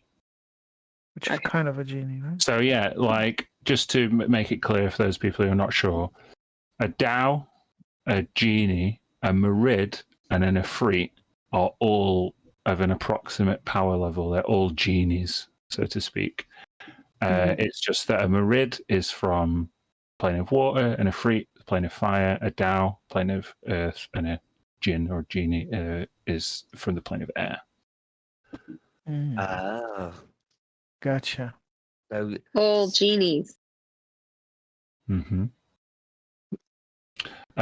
So on the street of the Vine, you're in that kind of like hustle and bustly district. You could try and attempt to find a place to stay around here, or you can continue on your journey towards the Phoenix Gate. You're probably like around here now, where these two streets meet in the dock, towards the dock area. Is there day-night cycle here? There is. It basically just goes from glowing red to like dark smoke, but it wouldn't have become apparent to you in the couple of hours you've been here. It's very difficult to discern what time of day it is.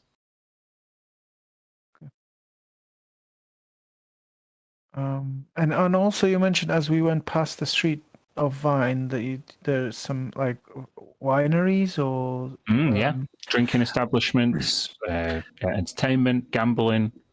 I'm kind of interested whether because I don't think Tilly would expect any to be here, but like, is there any vegetation that grows in this? As far as you can tell, environment? it's metal and stone everywhere. That's No plants you've seen at all. Yeah, that's kind of what I thought, and makes her feel even more uncomfortable with the place. It's like the most urban setting across the plains. The most anti-druid place you could think of. Yeah. But should we keep going to Phoenix Gate? I guess it's still a bit of a walk, and if we find any, what if we come across? He sensed that in your pocket, didn't he? Do you think he would sense it in like a bag of holding? Maybe. I can maybe help with that as well. But only for 8 hours at a time. I have a spell that I could cast on that bottle that would mean it couldn't be sensed through divination magic or other sort of things. So maybe it would hide it from its senses. I don't know. Well, Or maybe a bag of holding. Different dimension, I think. I don't think we need to go to that extreme. We just need to get to somewhere safe, and I will speak to what's inside the bottle. Yeah, we could keep going. I was just worried if there's more of them and that one of them senses you and he's not as friendly as this one. We might be in a bit of a trouble. But So should we keep going? We should maybe just keep going. All right, someone else can roll me a D100. I'll do it. Okay. 7. Back to the other extreme. Ooh.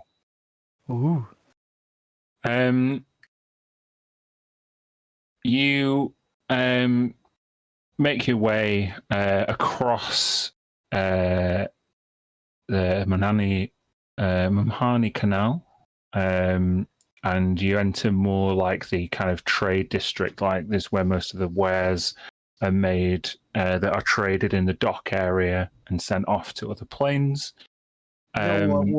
Water canal, not fire canal. Lava. I think it is magma rather than fire. But I can't be 100% sure looking at this map. Anyway, you go across the canal, and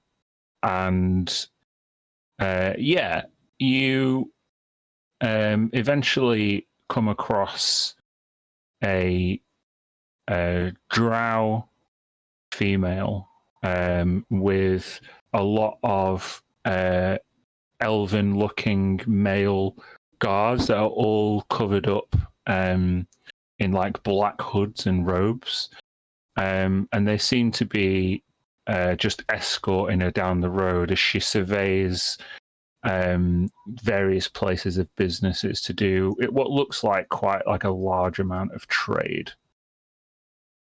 And one of as you approach her, she just kind of waves her guards over. Good afternoon.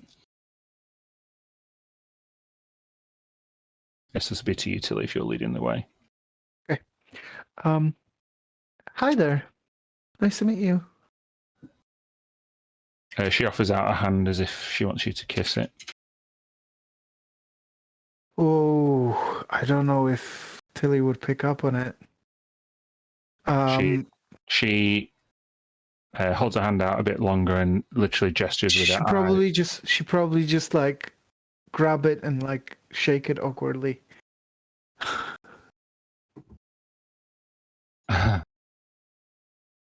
Well met.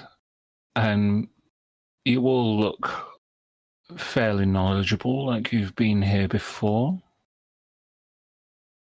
I look around confused at other people in my party. We're actually just... yes. Sure.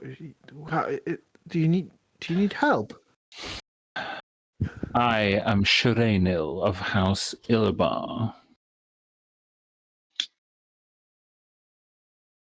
Very nice to meet you, my lady. My name's Matilda Hollytop.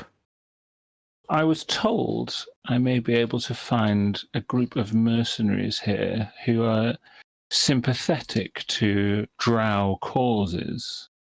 An unusual band. Have you heard of them?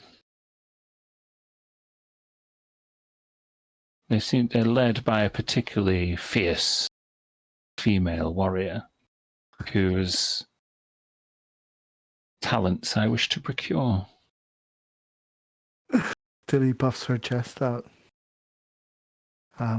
We'll be happy to hear what it is that you need.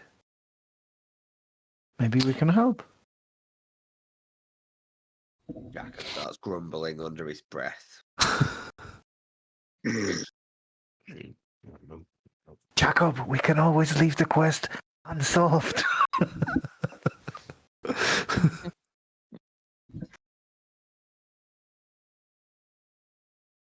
Vida Viserion and the Order of the Shining Shadow have stoked up quite a reputation for themselves, and I wish to procure their services to help me topple a rival house. Through whichever means she would prefer, but she is difficult to get hold of. I'm here she hails from this city. You wouldn't happen to know her? Perhaps we do. If you're willing to give us a message, we could maybe pass it on. I don't. Maybe that will be. Make a persuasion check. I don't know what I'm doing.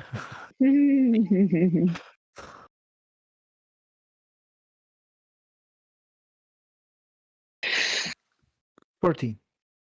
If you do run into her during your stay here, then you could tell her that we will be Shireen El Ilabar is looking for her, and we will be staying as guests at Watchfire House.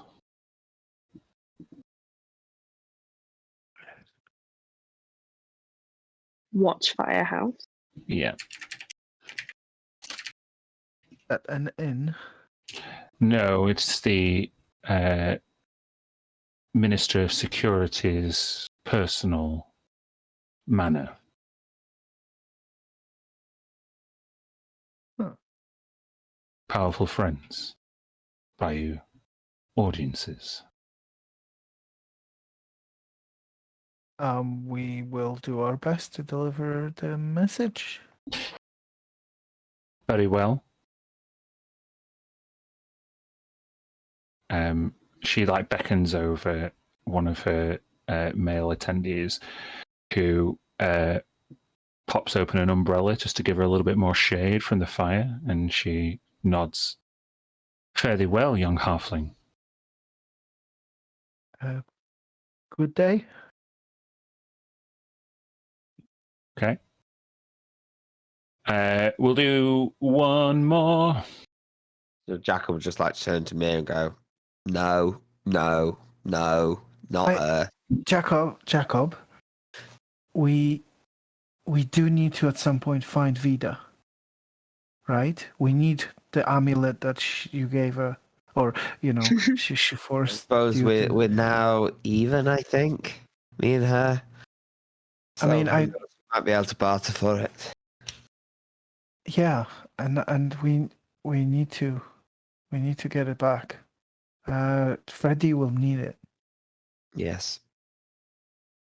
So maybe meeting her wouldn't be the worst thing, but I mean, I'm guessing this woman will go around and keep asking other people, and if Vida is in the city, then she will get that message eventually, and likely the place where we could find her is that Watchfire house. At some point, she'll probably. But I don't know if we have time for that. But Who's Vida? really cool friend. only we've met a few times A now. frenemy. Yes, Oh. that's the word. Not a friend. Not so Fought much. fought next to her, fought against her, fought with her. Yeah, Yeah. If always I with see the her, fight.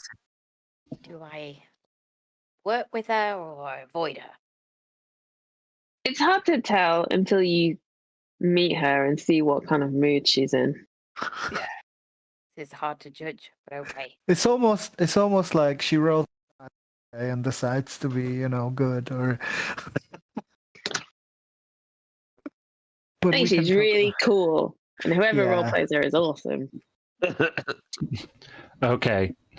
Or you could always message her at some point. Yeah, I'll text. Do you so you make your way, you're into the Pyraculum now, where there's lots of bazaars and tradespeople. I want to spend a lot of money here, but I don't really want to do everything on during game time. Maybe you could prepare a. Maybe you could prepare to fuck off. I'm not doing more preparation. I need someone else to roll. Luke. Yeah, I need someone else to roll me D100 as you make your way through the Pyraculum. Assuming you're you've got a lot of rolls constantly today. making your way. Mate. Assuming you're making your way still to Phoenix Gate. There you go. 27. Right.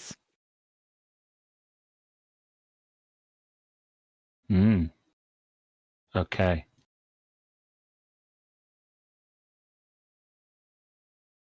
Smoke.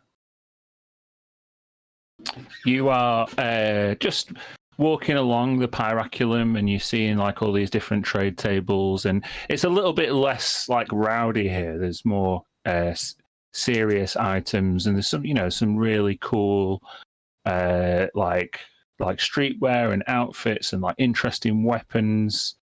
You think for a moment you see a backwards poured tiger-like individual. It just gives you pause for thought, and you look again, and it was just your imagination. You instinctively, I want you to make a perception check, if you will.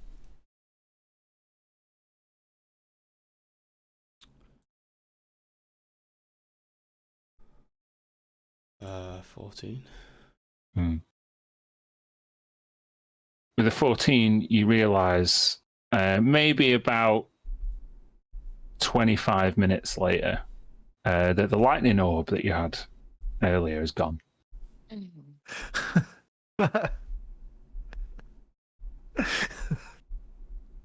It was a valuable item after all. It's just the last one he had out, so 20, you get burglared away. mhm.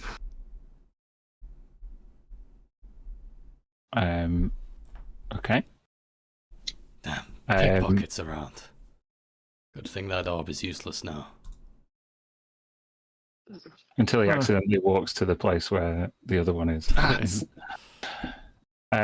Okay, so you go up the kind of you start to ascend and make the climb towards the Charcoal Palace, like up this main road, where the Blue Horse Palazzo is, just here. And you make your way towards the Gate of the Fallen. You're now kind of like in the Phoenix Gate kind of area, like around the palace, like in the. I don't think I can draw it, but you're in.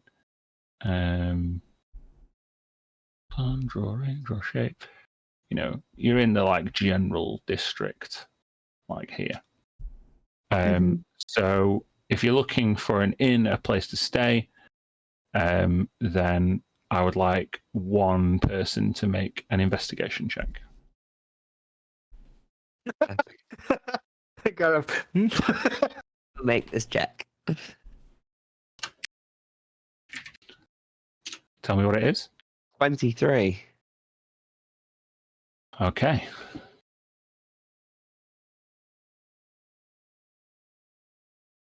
Okay. You find your way onto a street called Fireheart Avenue. And this inn is called the Archer and Rose. Nice. It's on a street. The Fireheart Avenue is full of exotic shops and cold-hearted mercenaries, and the street outside seems to be filled with like a green alchemical smoke, as if a particular like brand of hookah or shisha is smoked in this particular alleyway. It's a grand steel and onyx building with wrought metallic doors. And the inn consists of like several large rooms with beds and woolen mattresses, and the wool seems like it's kind of a decked everywhere. It's like magically enchanted wool that seems to completely absorb like all moisture and sweat.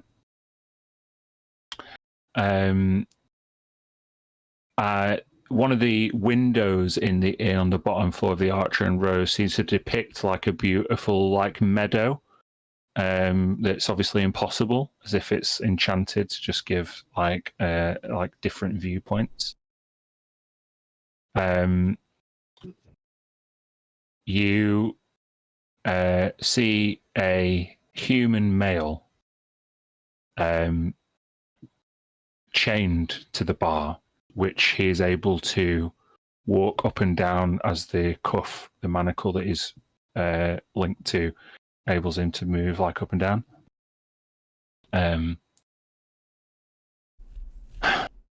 Good afternoon. Welcome to the Archer and Rose. What can I do for you?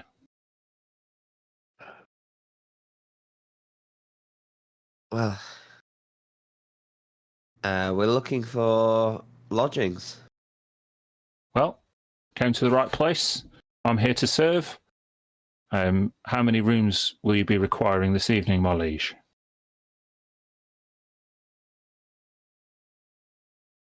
Guys. Two ladies and you and Smoke and the other one. Yes, I'm happy with that. If you guys are happy with that. I just completely assumed Giselle's gender there, but Lucy. You'd be correct. I think she would just. 2 rooms, please. A twin and a triple if you have them. That won't be too much trouble, sir. Just be 10 gold pieces in total. Is the dog extra? The dog is no trouble at all. We will look after him while you're here. What's his lordship's name? I am Jacob. No, I was talking about the dog, sir. Sir Humphrey. Sir Humphrey. From Silvercrest. Sir Humphrey of Silvercrest. Pleasure to make your acquaintance, and who's such a good boy. And you are Jacob, clearly. If you just all like to sign in on the reception here, and he puts a book.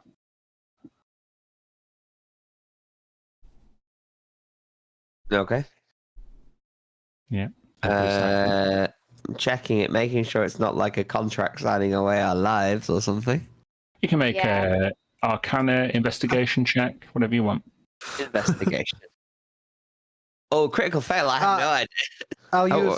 I'll use my reaction to give you a reroll. 26. Yeah, the book does look magical, but there's no contractual obligations outlined in any text that you can see. I'll sign Jacob M. Cerulea. Okay. So we will.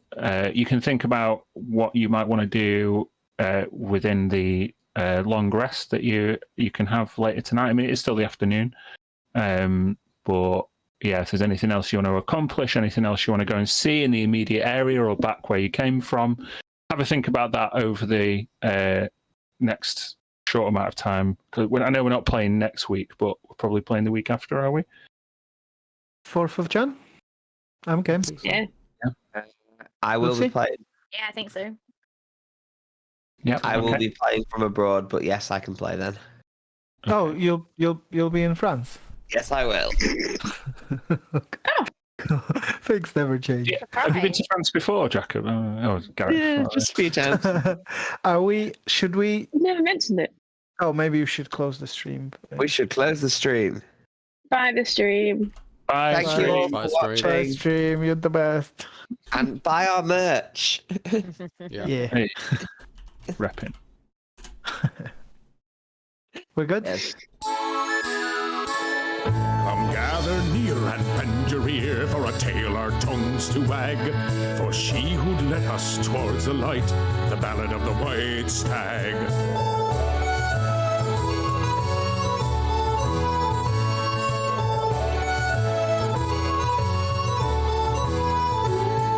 The chairwoman sat at her desk one day while the rain came down so hard. She met 5 white stags who brought the sunshine back, and she made them all town guards. She was crossed by a gnome who armed some bombs that would make the docks into a pond. But the stags were too wise for the tiny gnome, and they sent him back to Gond. So come gather near and lend your ear for a tale our tongues to wag. For heard we not had stayed the night, the ballad of the white stag.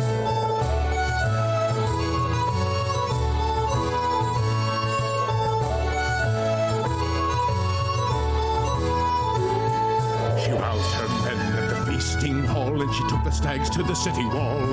With a lightning strike and a nasty fall, the chairwoman saved us all.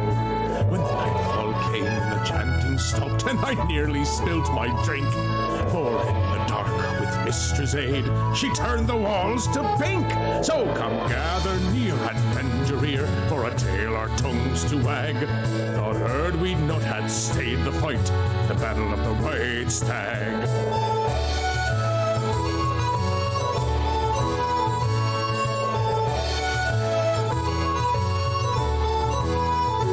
Now the chairwoman wields her family sword, and her brother wears a mask for the forgers' guilds and traders too. There's not too much to